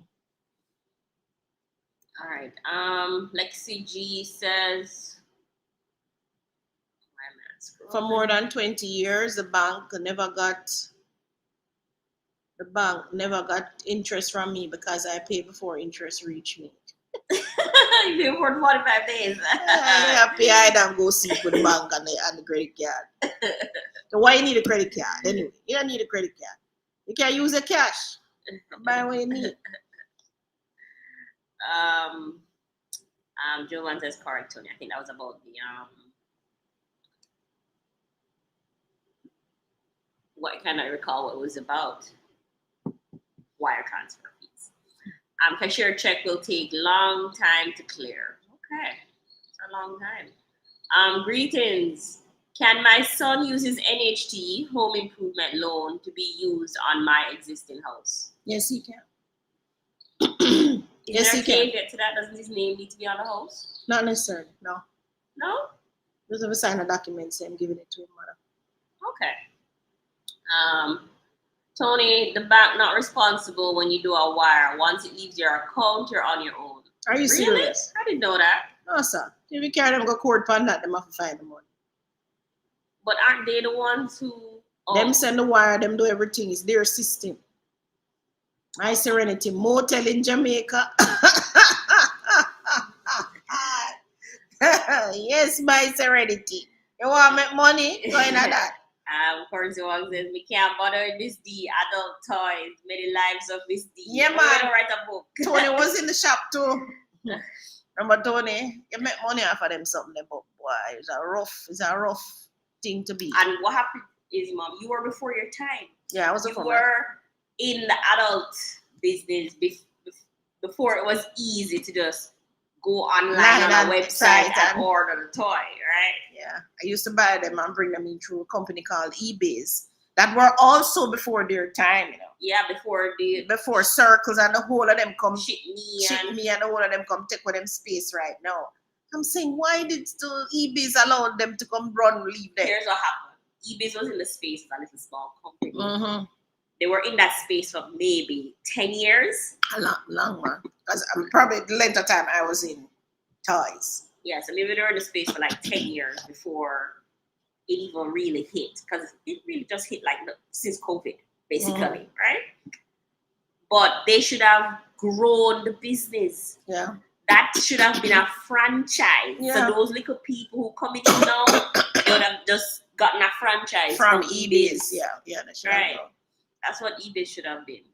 But they stayed small, they didn't grow. Mm-hmm. How does a motel work? You don't know a motel? Maybe not. Depending on which end of society you're in. Why BOJ closed down Paymasters? Them closed down Paymasters? That news missed me. Well, it didn't miss us. What happened is, you know, you have to file a thing with BOJ every year to keep your license. I think they don't file it yet. So the license was temporarily revoked. Oh, okay. How does a motel work? Look it up. Look up the motel. Background for motels. Look it up. My currency. Who's changing sheets every hour? If you're running a motel, you haven't changed the sheet every hour. Yeah, we call that the housekeeper. Yeah, the housekeeper, not you. My father used to supply some motels around on what we call Back Road in Jamaica and Portmore. My father sold sheets. So I used to buy the fabric and supply the sheets. So the sheets have to be really cheap, you know. And this is not 900 thread count sheet. They made a roly-poly sheet. So you change them every hour. But yeah, currency. All right, you have any more questions? No? I have a whole heap of questions. No, go on. I don't think so. Who is changing? Back road and side road, perfect for this motel. Oh my God. As you said that.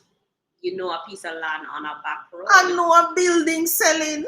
My brother sent it to me and actually was asking me to sell it for his client, for his friend who owns the place. I never really it bounce off of me. I never really think not night. Um, The currency wall says, you really think they change the sheet every hour? Yes. Yes. Or into I what? refuse not to believe We that. have to say that. We have to say that. Yes, I'm changing the sheet every hour.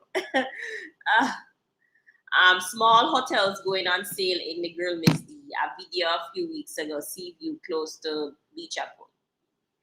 You need to put motels in a city where lots of people are actively going about their day, especially people who have jobs that allow them to leave free time only for people. Taxi men, drivers for various companies, just holy for construction people, just people who just have holy for time, real estate agents. People holy for time. It has to be Negril is not a town with a lot of persons. Negril is a tourist town, right? So I wouldn't put a motel there. Small boutique hotel, yes. Small boutique hotel, not a motel. I think motels do well in St. Andrew, Kingston and St. Andrew. That's where they do really well, right? But I can look at the small hotel. You saw a video, send it to me. I didn't see it. Don't you need? Small hotel, oh yeah. Motel attract prostitution, while hotel attract escorts. What's the difference? And sometimes it's not even that. We just have a lot of people in our society who have a lot of free time. Yes, we do. Jamaica is like that. Only for free time. Even all of them there, them decks, them are free time. One of my clients was telling me I forget which company him said was that. And he was talking to the lady with him business. When him look cross, him see this guy on TikTok. So no, nothing next, supposed to be working and he's on TikTok. And himself for the whole time he was there, the guy was on TikTok. Himself, he mean to say something to the guy, but then the boss said, nah, the next thing will lose his job or whatever, but him love it. Yeah, remember? Motel would do well in Mobile? Yeah, probably. Would motel do well in is a city? Yeah, man. All right, let's bring up our article. Let's hope we can get through it. So the first one I want to bring up is the one about. So we're going into Portland soon. I'm still waiting on a single document, but I'm doing other things in the background, so we'll soon get there. Let's look at this article that this gentleman wrote about Portland. I have to get into Portland. What he's saying I kind of knew, which is why we went into Portland. Can I find it? Yeah, man, I find it and then there we go. Skyrocketing tourist arrivals expose need for more Airbnb facilities. This came out July 30, just last week. A fried plantain sandwich, one of the local delicacies in Portland. A fried plantain sandwich is a delicacy. Oh my gosh. Oh, it's not the one you met me a morning time. Not me, I want the same thing when me eat every morning. No, because I was egging it. Port Antonio and Portland is experiencing a major challenge in providing Airbnb services to visitors from overseas who have been arriving in droves to the resort town on trips organized by Basil Burke, a native of the parish. Burke, who has been actively engaged in the posting of videos on his popular YouTube channel, Drizzy Burke Walking TV, depicting activities and places of attraction in Portland for the better part of 7 years, has managed to tap into an overseas audience from countries including United States, England, Canada, France, Spain, and Germany. As a result of Burke being able to capture the hearts of many internationally, the request to have a first-hand experience of the Jamaican culture, including its dialect, music, gastronomy, the riverside, and indigenous plants, are many. As such, the demand for occupancy at Airbnb locations is now in high demand, as it offers a unique type of tourism in a homestay type environment. I have 150 visitors slated to come in on the weekend who want to stay at privately owned and operated Airbnbs in Port Antonio, which will offer them a real Jamaica home kind of experience. This is a lot different from a traditional hotel experience and service that tourists are accustomed to. But there's a challenge, as Airbnbs in Portland are limited. And this puts a serious strain on the schedule and arrival of visitors who are craving for the local experience outside of the hotel setting. These people want to go on river visits to witness and experience meals being cooked on the riverbanks and people jumping in the water. They want to learn our patois and engage in face-to-face discussions. These are persons that have developed a lightness for our reggae music and also our way of dancing. So a lot is happening for Portland. But sad to say that based on the shortage of Airbnbs here, I'm forced to take them to other parishes, including St. Anne, Trelawney, and St. Mary. Portland is losing valuable income, and this is a viable tourism product. Airbnb is an American company operating an online marketplace for short and long-term homestays and experiences wherein the company acts as a broker and charges a commission from each booking. Airbnb, founded in 2008, is the most well-known company for short-term housing rentals. The amount of money that Portland people are losing per week is crazy, and it makes me feel bad. There are a variety of options in Kingston, and most people want Airbnbs that are reasonable, and that is not available. The parish is short on Airbnbs, and even though I'm making my own money as a Portlander, I want the people of my parish to get their fair share of the pie. On the other hand, I'm very proud of myself. From where this channel is coming from, and where it is right now, it is truly a blessing. My channel still manages to attract dignitaries and officials, but the only drawback is that there are not enough Airbnbs in the parish. In the meantime, Burke, who remains committed to bringing visitors to the parish, noted that the natural look, picturesque beauty, and lush vegetation and other offerings allow for Portland to easily attract visitors who, according to him, are captivated by Boston Airport, white sand beaches, friendly people, the low crime rate, and local dishes. Yes, I agree. I agree that the Airbnb is a shortage. There's a shortage of accommodation in Portland. So, as you know, we'll be entering Portland. Looking forward to it.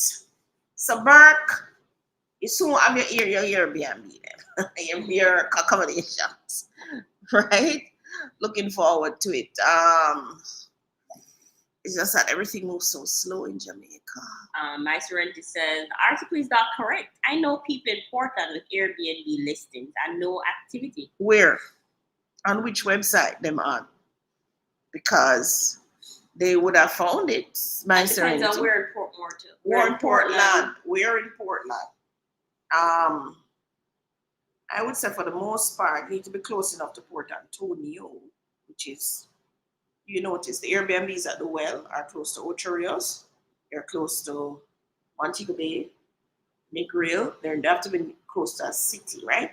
So remember, Portland is big enough, expands up into the hills all about. It's wide too. Wide, right. So like, we're at Norwich. So Norwich is in Port Antonio. We're just 5 minutes from the town driving, literally. Plus, we're walking from a beach as well. So we'll do well in Portland. So guys, invest Ecosted. We're coming, and it's called Ecosted at Norwich. Actually, that's what it's called. Let's get to the other article. So gated community. Hold on, I saw a question.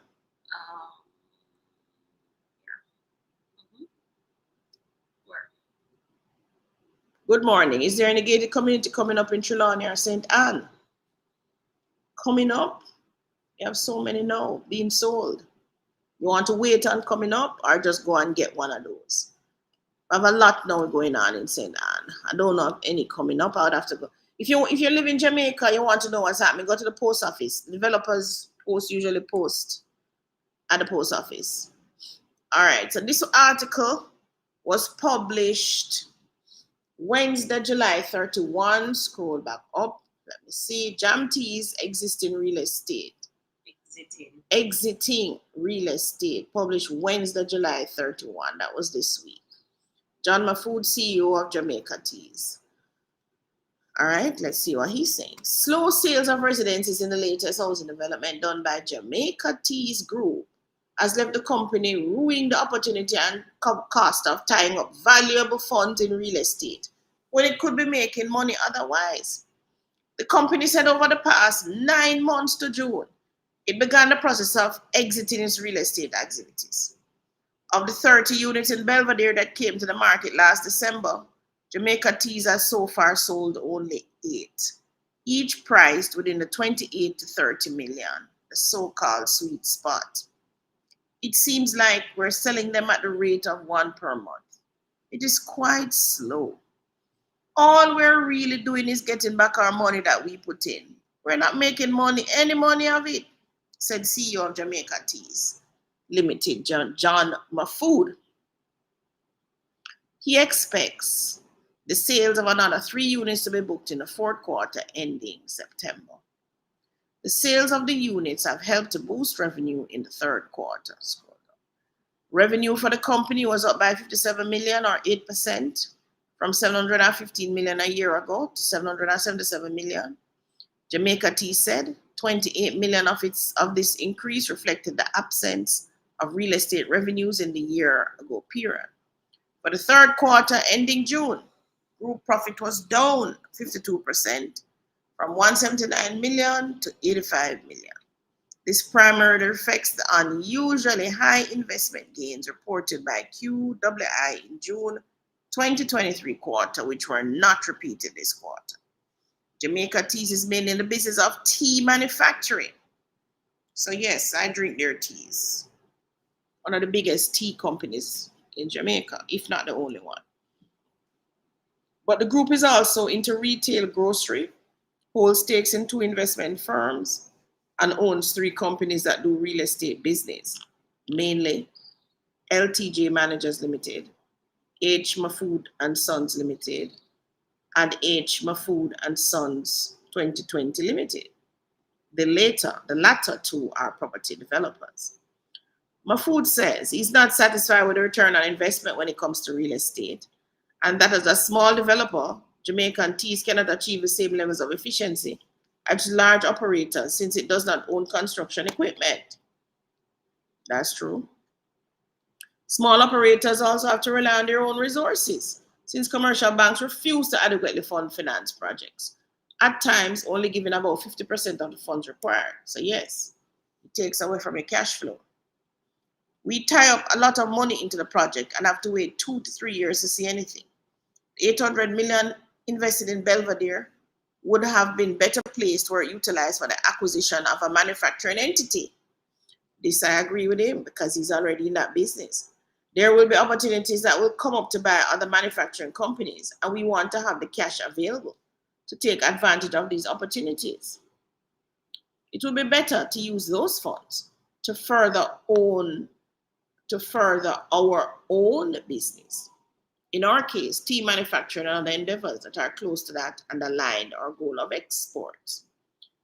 The company has sold a building at Harbour Street in Kingston and is looking for buyers for 2 other Harbour Street buildings, as well as 2 other investment properties. So those buildings apparently are not suited for manufacturing.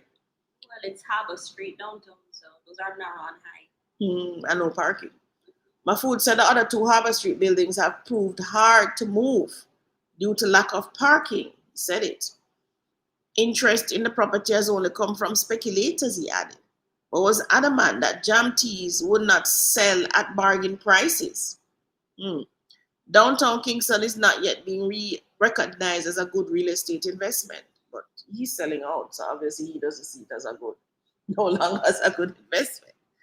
People are only interested in speculation because it's not ready for commercial entities unless you were to do something like warehousing, Mahfood said.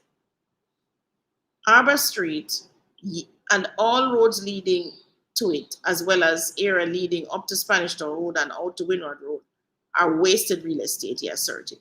adding that the Jamaican government needed to do more in terms of urban planning so that the building stock and spaces downtown can be properly utilized. Not sure what he's asking the government to do because all of these buildings are privately owned. Like his building is privately owned, right? That's not what your country can do for you, but what you can do for your country. Nobody can do commercial activity without parking.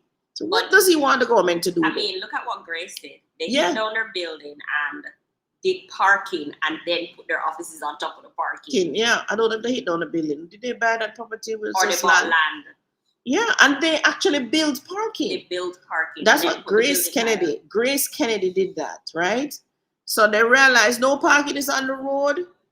So them actually built a building. I said to Tone, but hold on, this building is mostly parking. It's like 5 levels of parking.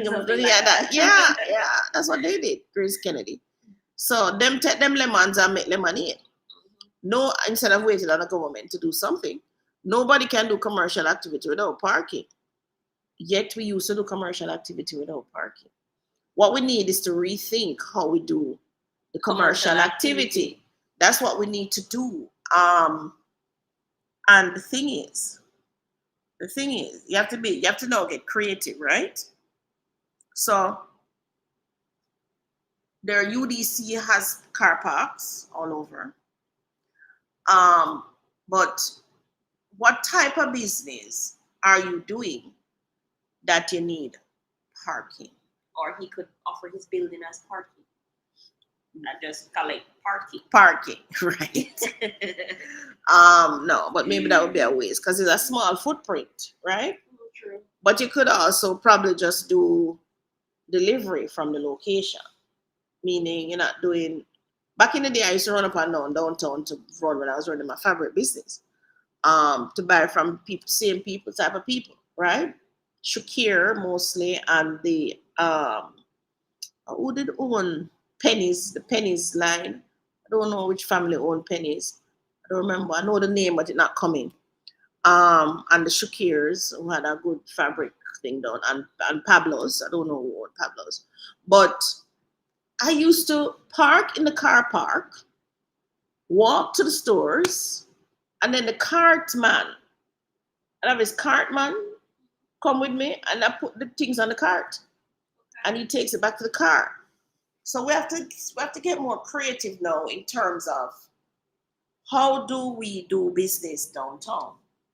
Because you already have a small footprint, so you might have to think about other ways now of moving the people. You might have to make it just a walk area where you say, everybody, you will park in the car park. And you have to walk to the locations. Maybe that's what he's hoping the government will do. Right. Create more parking somewhere else. But there's no space. All the space downtown is already parking. I was downtown, was it Monday? Well, maybe the government could commandeer some buildings. I mean, no. Some of them really abandoned. No, you can't commandeer the people building. But you can find the owners. But those buildings are not conducive to parking. That's what I'm saying. Like, they're small footprints, really small. So the scale of parking that Mr. Mahfood would need, which is why Grace built a building for parking. Because the scale, if you notice, the Grace building that's the original, it's there, you know. It's a small footprint. So which was why they got a look up, and the Matalons are down there too. As a matter of fact, they were one of the first people who went on Harbour Street and built this fabulous building and did all these fancy things. Right? So no, but I'm thinking maybe the government could buy like 10 plots and then create parking. But what's the value of that? More commerce. Yeah, but more people available. But I don't see the car parks being full. That's what I'm saying. Maybe we're not going the existing car parks. No, I've been down there. And the existing car parks, you can go in, pay a $200 and park and go do your business. But so it's not as if the car parks are over full. Oh. You understand what I'm saying? When I go on that road with Jamaica Maybe there's no car park on Harbour Street where his buildings are. There's a big UDC car park and up is easy walk. But you can't, but he says nobody can do commercial activity without parking. That's not true. Not in this day and age where we have delivery services. still need to park. Who needs to park? To put the things in the delivery van. How is Grace Kennedy doing it? He needs to go into a commercial zone like out in Portmore where there's lots of land, St. Catherine, Spanish Town, Marcus Garvey Drive. Maybe that's what he's trying to do. Right, Mom. so that's what Maybe he's trying to do sell now. out the Harbor Street so that he can go and invest. But he did say he missed an opportunity because he didn't have the cash. His cash. Says nobody can do commercial activity without parking. That's not true. Until that goes into place, the people who buy property are really doing so for speculative purposes with the hope that it will pay off sometime in the future. So like Amazon went into straight warehousing, put the goods in our warehouse and we get it out. You understand? Mm-hmm. So I'm sure they put these warehouses in some big open land. Yes or no? Yeah, I'm sure they didn't put it into really urbanized areas, you know? But again, Amazon still needs staff to get to those areas. But that is why it is so I can see putting these warehouses pan down the whole day and like Spanish Town. They have some big vast lands not being used, right? But you still need the money to buy them. Right. The other holdings up for sale. One is on Red Hills Road and the other is in the Red Hills Road area of St. Andrew. Presently serve rental properties, but were suited for development. The company is aiming to make progress on its sale of properties and exit of real estate in the September quarter and finalize the relocation of the group's operation from Bell Road in Kingston to Temple Hall in St. Andrew. Oh, yeah. So up there on that belt, rural St. Andrew, yes, there's only land. So they're probably on a lot of land. On a lot of flat land too. Yeah, they're probably up in Temple Hall where there's a lot of land. But he says he's not. That's one of the things I find with Jamaicans. We're not having no fireside sale here. And I'm giving it away, guys. But he doesn't really need to. No. He probably just needs to, like he said, invest. What's the phrase that Robert Kiyosaki uses? Mind your own business. Mm-hmm. Right. And his business, which even provided the funding for the real estate, is his teas. Mm-hmm. So if he's going to invest in any real estate, it should be along that line. So like the manufacturing plant, the distribution plant, you know, the warehousing place, or storage plant, that kind of. Right, which is what he says he's going to do. No, so right. He's seen the light. Right. Instead of trying to sell 30 apartments. Residential, which is not his core, right? Okay, it's not his core. But what you guys think? Mr. Mahfood, what do you think? Let me know what you think about the article and about even the Portland article. Happy Sunday, Jane.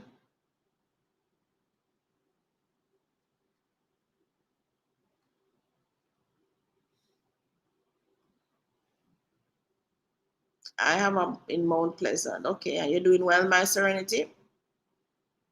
15 minutes from Port Antonio. Hook up with that gentleman. He wants to know about your Airbnb. All right, and he runs a really good YouTube channel, so he can probably help with promoting. Mm-hmm. Like have him stay there and review it. Right. Right. Farah says, good morning. Morning, Farah. Morning. I'm having so much trouble with scrolling today. Paul, you're not in Jamaica. Can you provide what's available? You must have missed a part of the question. No, gated communities in Trelawney, St. Anne, and St. Mary. I think that was Polando's question. Send me a WhatsApp on that. 876-292-6776. My serenity. They need to stick to teas and leave real estate to Miss Davis. But you know, the apartments in St. Andrew saturated, right? Mm-hmm. I saw it coming. I kept saying it. There are just too many going up all at once. And then we had the earthquake. They will have high interest rates. They will have inflation. Now, what the market didn't seem to understand, apartments are for the younger generation. And people like me would need problem. I'd probably go to the lower floor, right? Younger generation. So the younger generation income must match the apartment. So if you're gonna do the apartment, you have to think lower income, younger generation. The government did high-rise buildings and still do. But the land is cheap where them build. Plus them do some really cheap construction, really. Plus them subsidize too, because the government subsidize. So you as an investor now, you have to understand who am I doing this for? What age group of the market? What type of people? Who is my target market? Well, remember, we had an anomaly in our market because we had overseas persons purchasing in Jamaica who, yes, they may not be young, lower income, but they were buying the apartment as a second property with low maintenance because it's in an apartment and it's in the city, so they could do short-term rentals. Were they buying it in St. Andrew? Yes, they were. They were, because Airbnb on a whole does well in St. Andrew. But remember that his property is up in Belvedere. That's not really. But that is not the city. That's what I was just gonna say. Yeah. That is rural St. Andrew, right? That's rural St. Andrew. So you have to think, who is going to go up to rural St. Andrew now? What type of person is gonna go up there and live in an apartment? That's what you have to consider. And as nice as those apartments may be, the younger generation would rather be in a box in the city that's walking distance. Right underneath the halfway tree. Underneath the clackers, them would have said, than up on the hill. Trust me. Because them love for party, walk up and down, go to Devon House, walk up and plus. Not even walk up and down at Devon House. They just like things that are near. They don't want to sit in the car in traffic. Right. Plus, you have to think about who would buy it. So yes, the younger generation would go into an apartment. So those would probably be like the professionals, like the doctors coming out now, the lawyers, those persons, in civil servants who, coming out of university now and they're getting their jobs and so on. They would buy an apartment, but at the same time, them not going up in the hills, right? Because remember where them go school, they go school in Mona. So them used to the Ligani, the halfway tree, the crossroads, the flatness of the place. But tell them now to go up in the hills. So they'll spend 4 years on a campus in apartments. Yes, them used to apartments. Them used to just walk in here, walk in there, and getting what they want. That's the target market really for the apartments in an urban city. But Belvedere is not urban, it's rural. So now you have to rethink now. So who am I going to get up here now to do this? So you might think an older demographic. Is the place spec for the older demographic? Does it have the elevators? Does it have the wide doors? Does it have, what is it? And it still can't be too far, because if you can't reach your older generation, I mean, it's still a child who has to go up to Belvedere to visit mom and dad. Yeah. So there's a little, but I think what happened for us, what really caused the shift, the high interest rates, right? So the raise the interest rates, talking about inflation, raise up the interest rates, and then bump out some people out of the market who could have afforded a $30 million apartment. They no longer can afford that now, right? So they're now buying a Portmore house.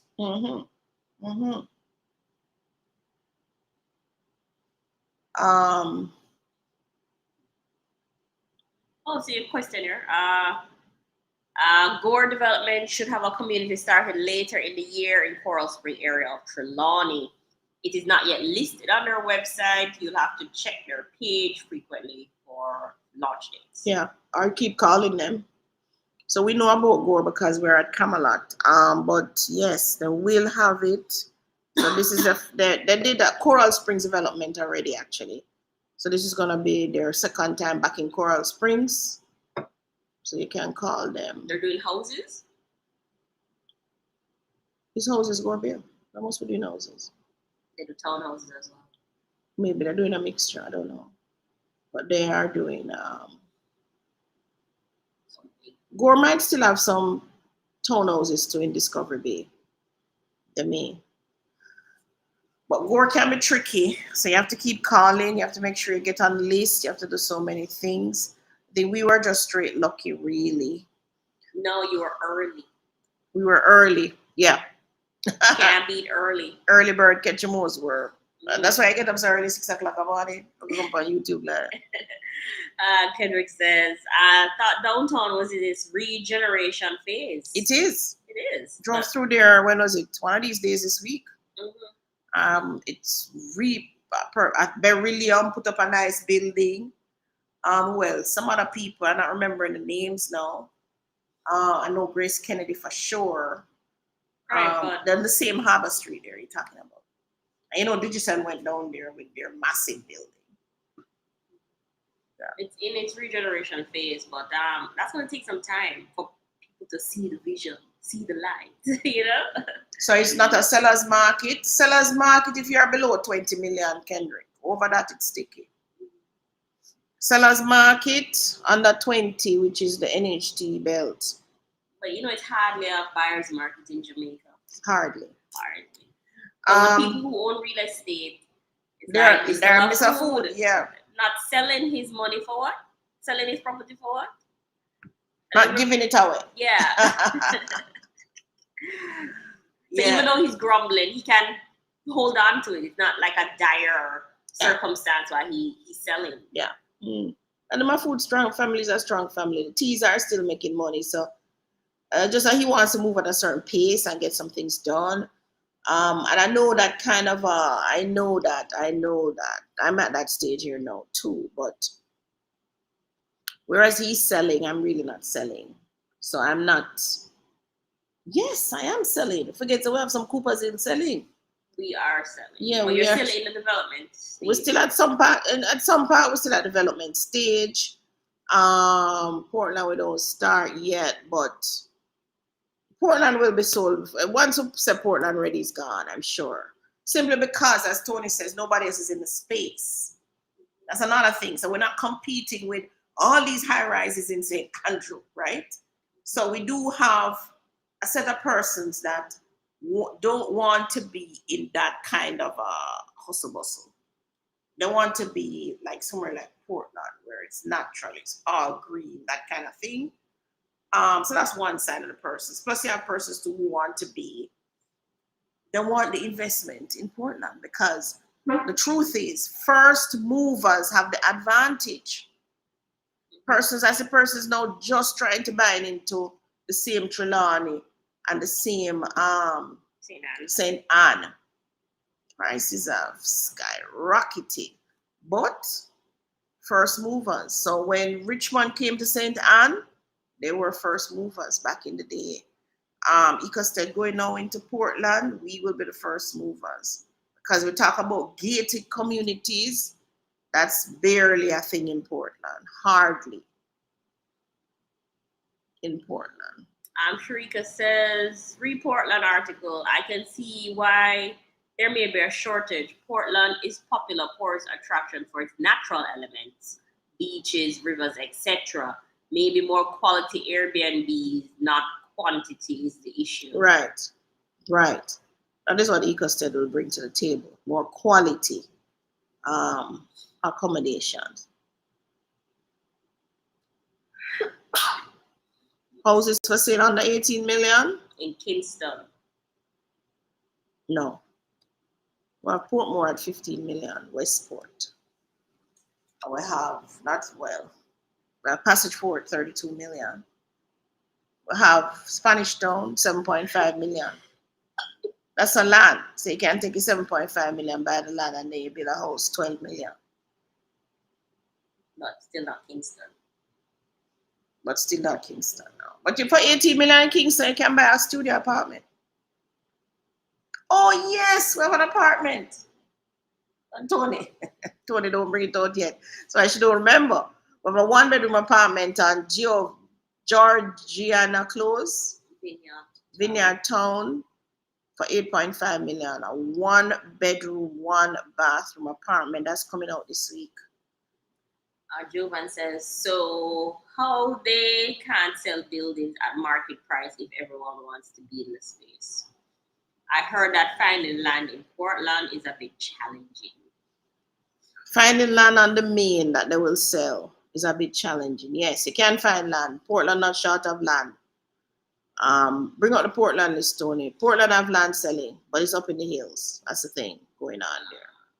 So it's Portland have land. That's not true. Let me see how much come up in the land listing for Portland. But remember, the coast is what sells. Right, the coast is what sells. Type in land. Let me see how many listings pop up.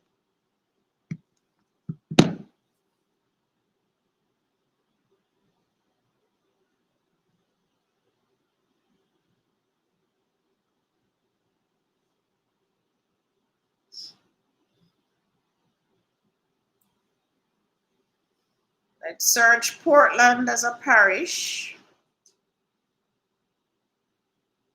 Let's just search land, residential lot, development land, farmland, search. So 32 listings come up. If you're really looking in Portland, you should be able to find 5 million in Barracks, Manchineal. Scroll down, and that is a much quarter acre. Belcastle, Portland, 11 million. 0.2, which is half acre. 9,000 square feet or quarter acre. 12 million in Comfort Castle, Ecclesdown. 4 acres for 12 million in Ecclesdown. Must be up in the hill. Ideal for ecotourism. Land is adjacent to tourist attraction of Reach Falls. 4.2 acres. Scroll down. Kildare, 14 million. That's 4 acres too. Situated in a valley, there was once a river and a stream. Over the moment, there is no longer any water flowing through. We hope that the water will eventually return. All right, scroll down. Yeah, 59 Wadada, St. Margaret's Bay. 30,000 square feet. That's almost 3/4, 15 million. You have Reach Falls, 27 million, and that's 3 acres. Ideal for tourist attraction again. Commodore Downington, 27 million, that's 3 acres. Panoramic view of the sea and Ferry Prospect, close to Long Bay Beach and Boston Beach. You have Hartford, Portland, Priestman's River, that's 8 acres, 30 million. Development and land, a little stream runs through this well-fruited property, which helps with irrigation. There's fruit trees on it, mommy. Got fruit trees, 8 acres. I need to go sort out those trees at EcoStead. That's the first thing we have to do. EcoStead, try and get something going to maintain some of the trees and the small ones to preserve them for replanting. You have Long Bay, 30 million. This is only 25,000 square feet. Ross Craig, Long Bay, Portland. It's a private beach. It has an unfinished approved structure, a sea and mount, a private beach. Though undeveloped, is on the property. The land is fertile. Let me see the pictures. 30 million will get you on a private beach. Okay. Let me see the pictures. Oh, so you could do something with this. Okay, cool. I'm not sure what they're showing us though. That's the unfinished property. Where is it in relation to the beach? That's what I'm wondering. But this looks like on the beach. This is across the street from the beach. It's down here, down this road. It looks so. So where's the building?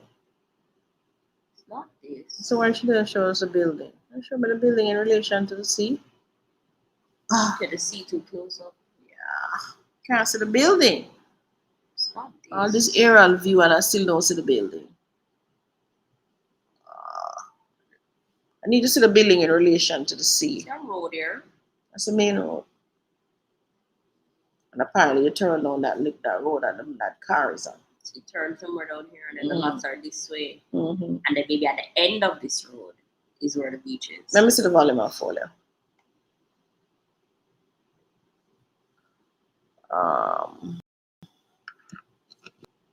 So the volume is, oh, it's Colbert. Francis have it. The volume is 146128. So we're going to go on our map system and check that.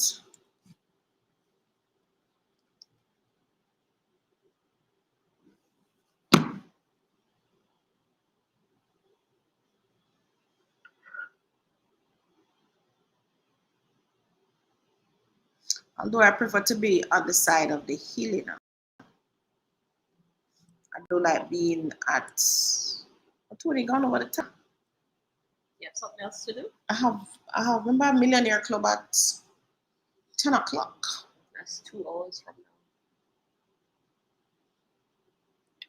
now. Let's see if it comes up. Are you sharing? You're the one who want to give bonus time. Are you sharing? Yeah, I'm sharing. Where is this in relation to the sea? So This doesn't back out to the sea at all. It didn't say it backed out to the sea. It says it has access to a private beach. Make the thing smaller so we can see the sea. How you get access to a private beach? I don't see any road here. Are you sharing the screen? Yep, I'm sharing the screen. All right, so where the blue is the land, everybody. Give me another view. Give me the street view. The road view. I'm not seeing any access to the beach. Why did access to the beach? Because this land is backed in with another lot. Are you seeing it? Maybe there's some form of easement. So the orange is the main road. So you turn off, show it with your mouse. The orange is the main road. Close back your imagery. The orange is the main road. So that's a big road going through Portland on the main, right? And then you actually, Hold on. That phone call means something not happening. Like not showing it. not sharing. There we go. Alright, so let's take it from slightly at the top. This was a listing. This was a listing. Lot 7 Roscrease, Long Bay, Portland. Why I'm looking at it is because it says the unfinished structure, fine. Private beach, though undeveloped, is on the property. The land is fertile to plant various crops. Let's see. Boston is about 15 minutes away. All right. Let's look at the pictures first. Show them pictures. So I was looking at the pictures. Are you sharing? Check back here. Nah. Why is it not showing them the thing? All right, so you have to see there now. Okay. All right, let's try this again. All right, these are the pictures. These are the pictures. So I'm looking at the pictures. Yes, I see the sea. Some sea. Oh, that look like a cliff, but I see the half-finished building. Scroll. See the half-finished building here, right? But they don't show me in relation to the sea. So I'm wondering, where is this building in relation to the sea? So I have to jump onto the map now. So share again. Yeah. That building will have just leave now. Why something? Share this tab. Here. Okay. You're seeing this. So the sea is in blue to the right. The lot I'm looking at is this lot highlighted with the green around it. The orange is the main road. Show them the road that accesses the lot. So you come in, look at Tony's mouse cursor. That's a lot. But then I'm realizing that the road goes down to a dead end. I thought maybe the lot was on like this side. Show them that the road goes on a dead end. Here. Road goes to a dead end. And that's another lot. So this lot does not access the beach at all. Maybe there's an easement. There is, I don't see an easement. So an easement would be like this here. That easement is to get to that back out. So I'm not so sure. All right, let's continue. So share back. Are you sharing back the other screen?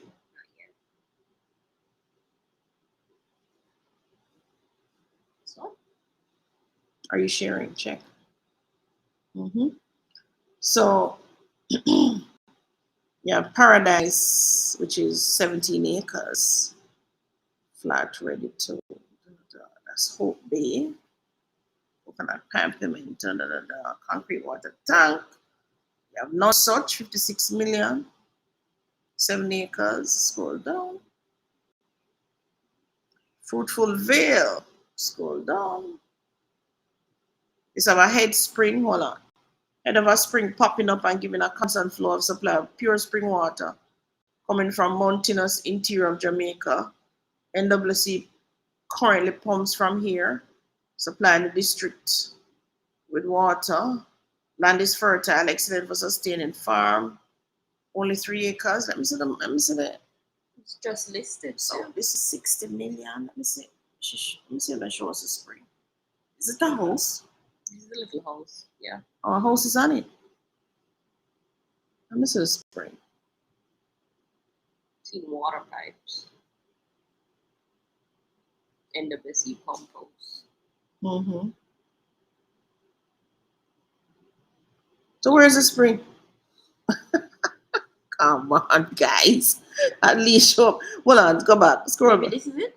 Go back. I think I see something. Go back. Back that way. This is the See water. something like a little water running. Should I really push it out though? To show us Since you're properly. trying to sell it as a feature. Yeah, 60 million. That's what you're really trying. Because you know, what's the land? How much land is it? 3 acres. 3 acres.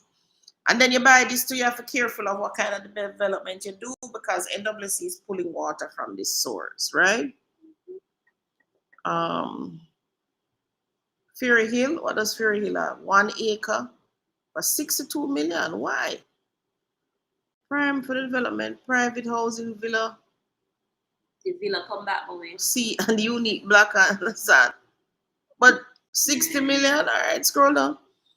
Spring nice. Hill. The house on it already? No. It's right on the main. But I still don't see 60 million. It's 1 acre. Unfinished house at that.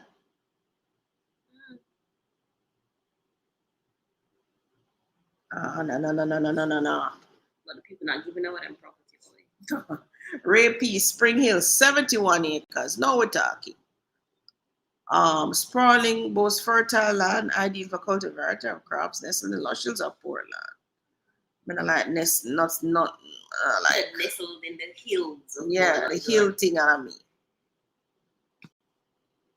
Can't go so far up in the hills. I'm trying to see if it's flat. Nope. Hilly terrain. That was never gonna be flat, Mom. Up in the hills, yeah.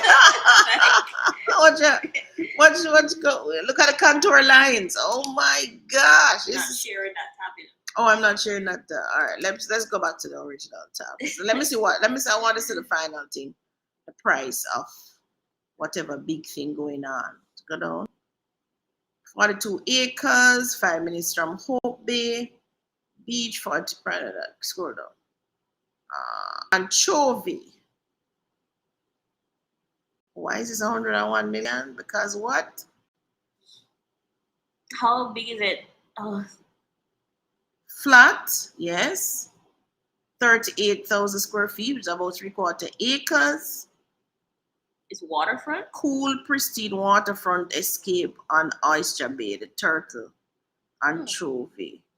Who is your neighbor? All right. Beachfront, no. Waterfront, I should say. Right, it's not beachfront. Waterfront now. Hey, is that Trident? Yeah, that look like Trident. Okay, cool.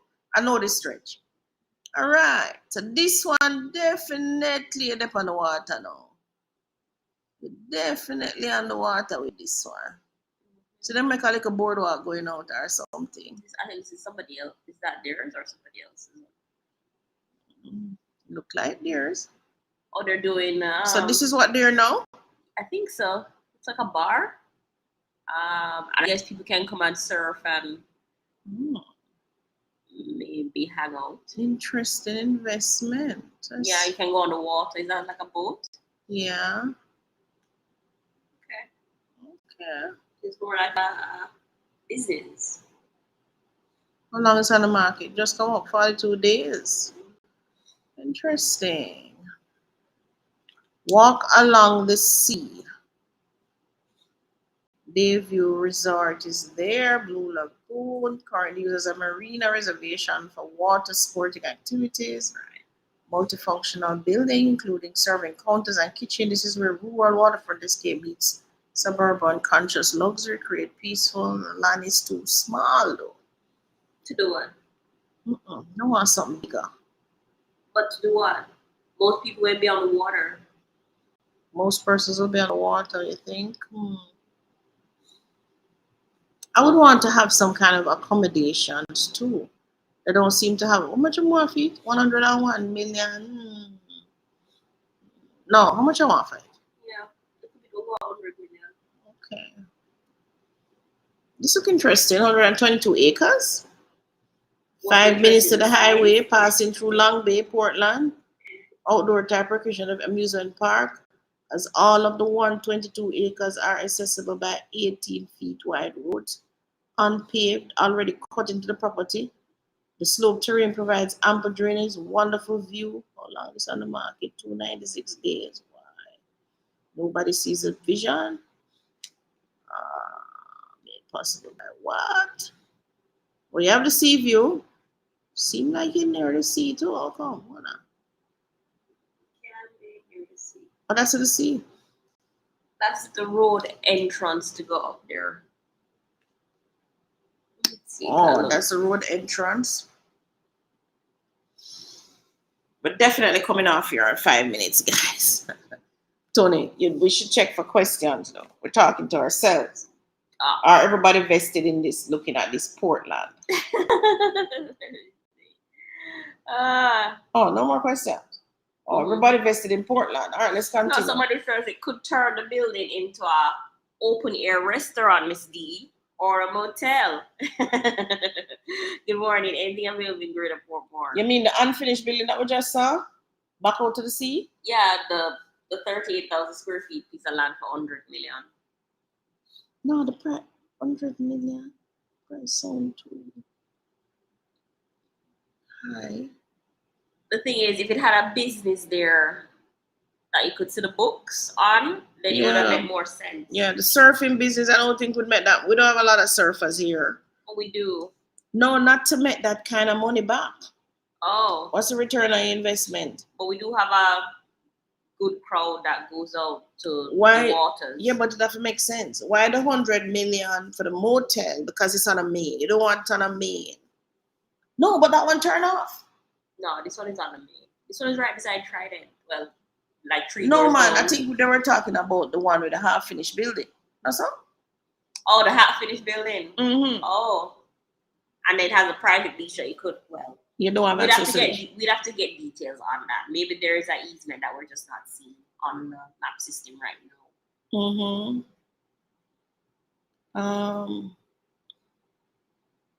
Our motel. All right, go back to this. Let me just see what else is in Portland. Is here? Where? Scroll.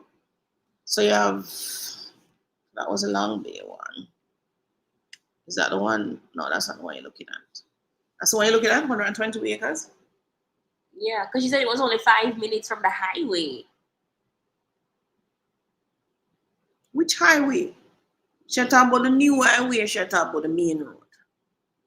26 million. Scroll down, let me see this one. None such. Where is none such? Perfect for your dream home. Housing scheme. NWC water pipe running along the entire front. Let me see this. Which part of Portland is none such? 26 acre, 100 and.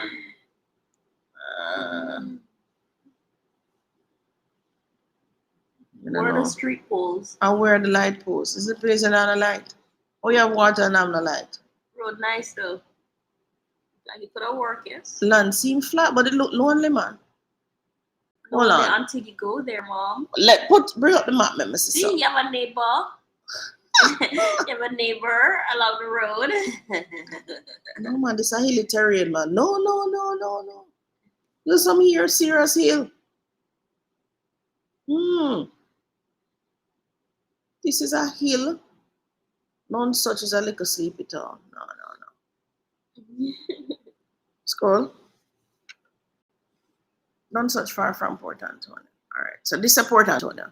San, Portland, Port Antonio. 5 acres.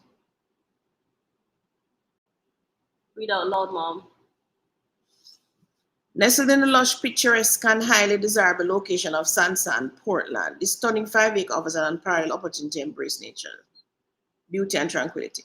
This flat, yeah, that's good. Expansive property boasts direct access to the pristine San beach. Wow.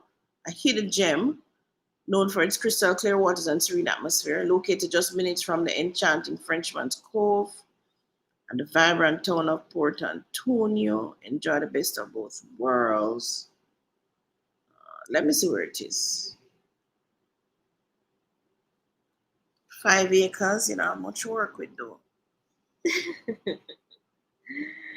Love to your villas. This one is by Karen Attar. The road don't look good already. Let me see the pictures. Hold on. You want to see pictures first? 1 moment. This one? Mm-hmm.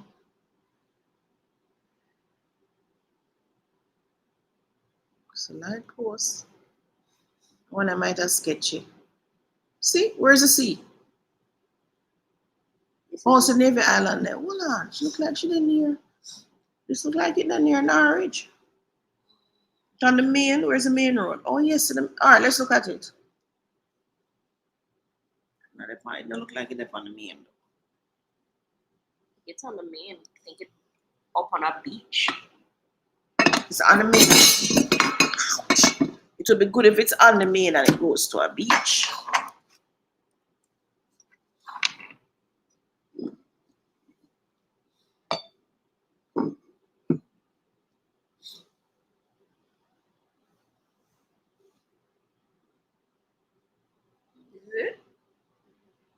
San.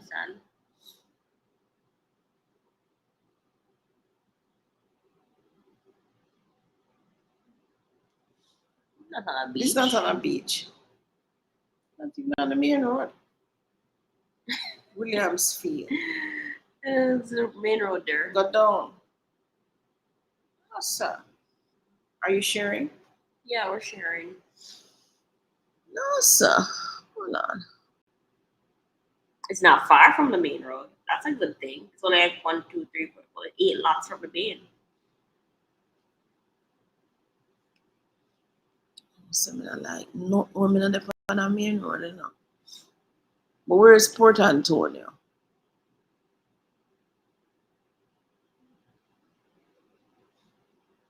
No. You know where Port Antonio is? Port Antonio, so. Before you reach it. Yes, sir. Nah, it took 100 how much million? No, man. Let me see if 100 or something and get me on a beach. Let me see something else. Where am I? Here. Make sure you're sharing. All right. You check see if they're sharing. Yes, we're back. Scroll down. Let me see this one. Portland. This one go. 1,600 square feet. Really? Direct preview of Monkey Island. Perfect lot to build your dream. Big plans are in the works for the area with the new highway, yes. What exactly are they selling? What are they selling me for 181? Let me see the picture. 181 million. Must be something I don't know about. In fact, they must sell me waterfront now. That's the island you're talking about? Yes.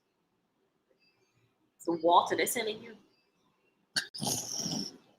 Next, what is the next thing? Oh my gosh. Anybody win any Olympics yet? Hectares River, 5 acres. Lush land, green, flat land, right on the seafront. All right, now we're talking. There's also a river on the border. Let me see the land now. Ah, now we're talking. This is on the main. But this is Hector's River. Isn't that place vacant? Like, oh, this is the river on the border. This is a river, all right? They're far from Port Antonio, though. Damn. I mean, it's closer to Long Bay and Boston. That don't have any hospitals. But you'd have to, if you're gonna buy this, you have to go really create an attraction out of it that people can come and stay. How much and then you acres? offer 5. You offer excursion to the other places. Like you're on a cliff, basically. Let me see the pictures. Yeah, you're on a cliff, really. See there? Mm-hmm. This is the walk. That's the walking. I And have this a is the drop river down off. there. I have a drop off. All right. No, Portland not bad, but why the price? Let me see the next one. So usually Portland is we got Portland at 3 million an acre. This look like you're talking about 3 acres for 258 million. How much per acre that? I can't even do the maths. A white sand beachfront development land perfectly suited for the creation of luxurious. It's only 3 acres. You don't need more than 3 acres for a hotel. Breathtaking vistas. 254 million. Could I probably make a hotel out of this? It's a long bay. On Main Street. How far this one is from Port Antonio? No, this look better. You have to share the tab. Oh, where? Share this tab instead. No, this look better now. No, you're talking. But you need over 200 million to get you on the beach. Even though, is this the land we're looking at? That's just a little strip of land. 3 acres. No, man, it must be more than that. It's wide. But the place populated too. Go to the map. Let me see what it looks like. But that don't look like me having a building space. You have 3 acres more. But it's Portland, so you can't really go vertical either. Yeah. I don't know, 258 million. Let me see. How much acres is that? 3?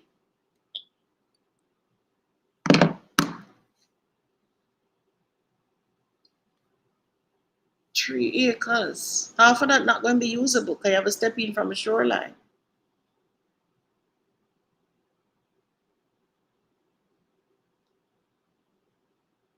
Some of it in the water already.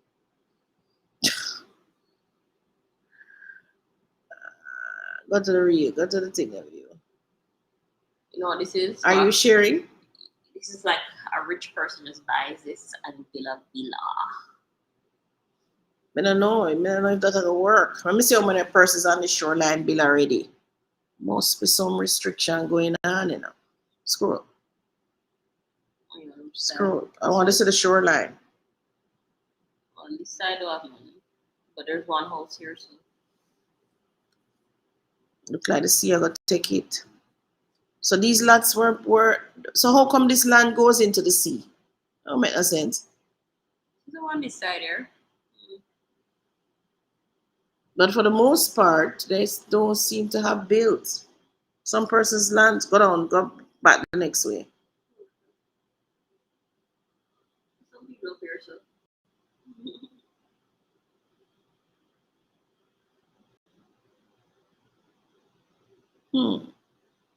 Interesting. Where's Port Antonio in relation to this place? Prospect. Where's Prospect?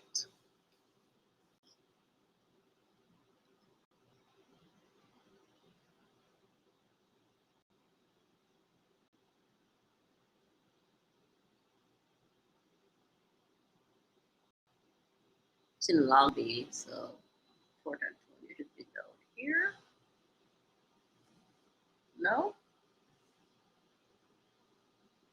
Or or is the other way? You don't know in Jamaica, man. I have no clue where I am. I think it's up. Up. Yeah, so if you're a prospect, they're up. It's far, man. Far. Tony, you know, the more I look at these places, the more I realize how blessed we are to get Norwich.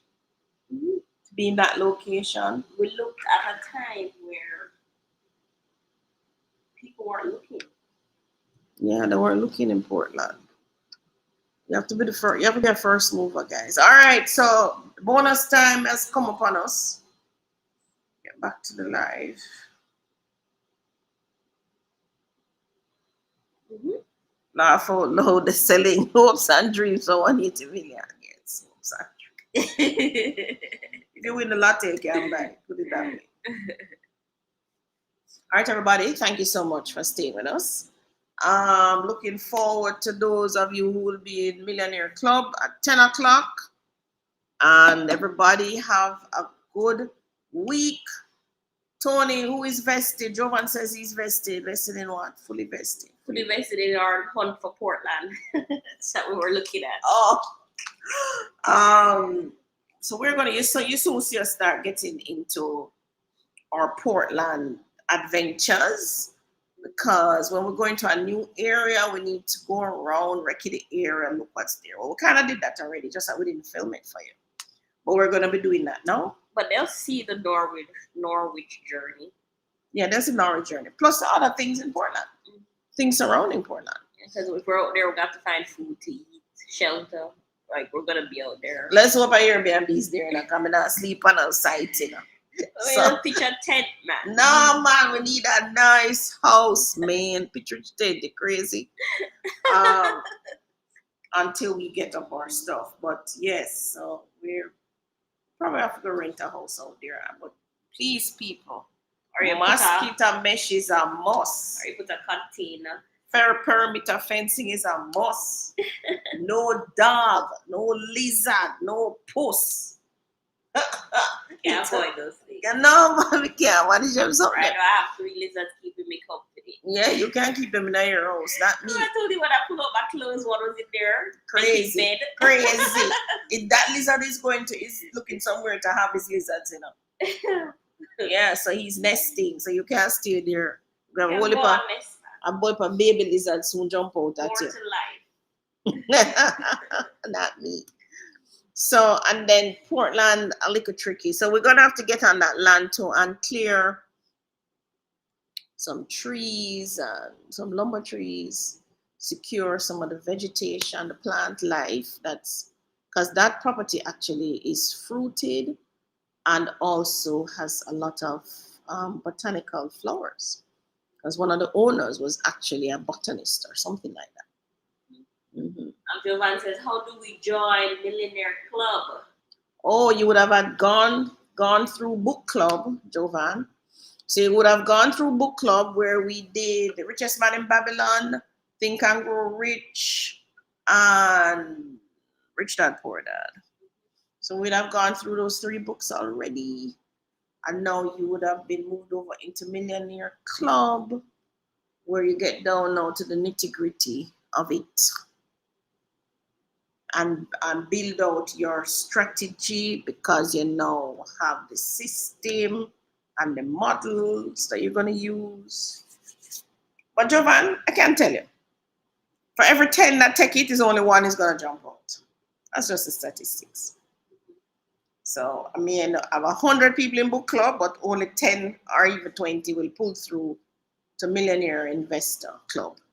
And then from Millionaire Investor Club, maybe only 1 or 2 will actually go on to be millionaires, be millionaire investors. Because the truth is, persons don't follow through. They don't stay the course to get to the next level. Gabet, you read all those books. Great. So you're now a millionaire investor, right? That's good. She said, I'm assuming it's a woman. Please add me to your mailing list. Interested in Portland. Oh, Tony, every week Tony used to set up that list. You haven't set it up yet? Have you? You set up the mailing list of Portland? The intake list of Portland? You have? Where is it? I'm on your PC. But I have to do it anything. It's not that easy because I have a little folder with all my stuff on my PC. Shouldn't it be in the cloud?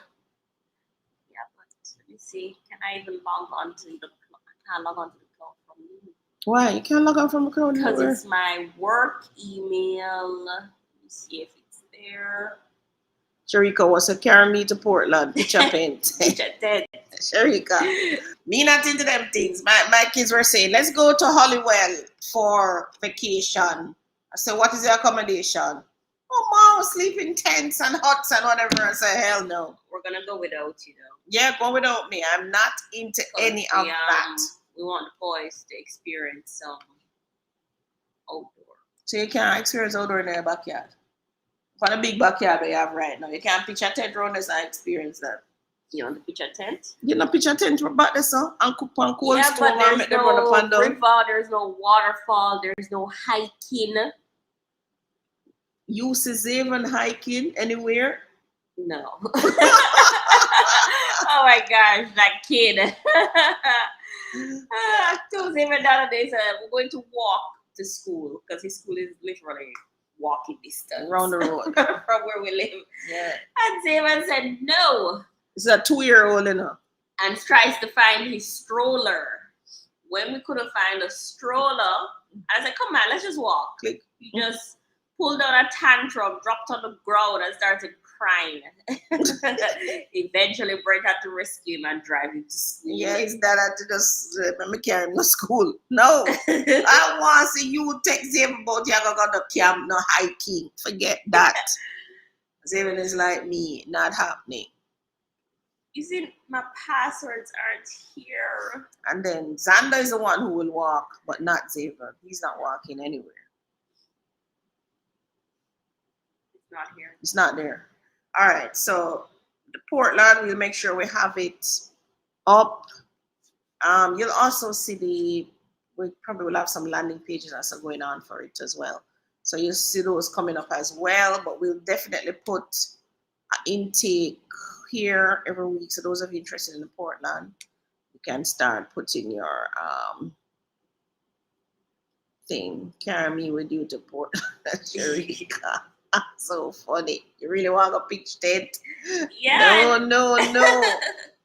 It's 876-292-6776. That's 876-292-6776. But don't WhatsApp me today. Do it tomorrow. When I go into book club at 10, we come out of that at 12. And then after that, usually I'm dive back in my bed or I hang out in front of my TV. I watch TV whole day. That's what I do. Literally.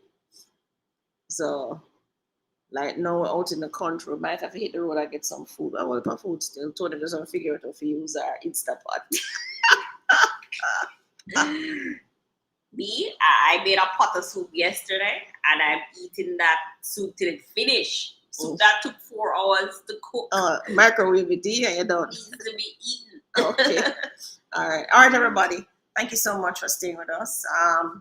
We will see you next week. Bye, everyone. Bye. Have a good week. Have a productive week. And enjoy the holiday. And enjoy the Olympics too. Yeah, and the Olympics. Bye, everyone.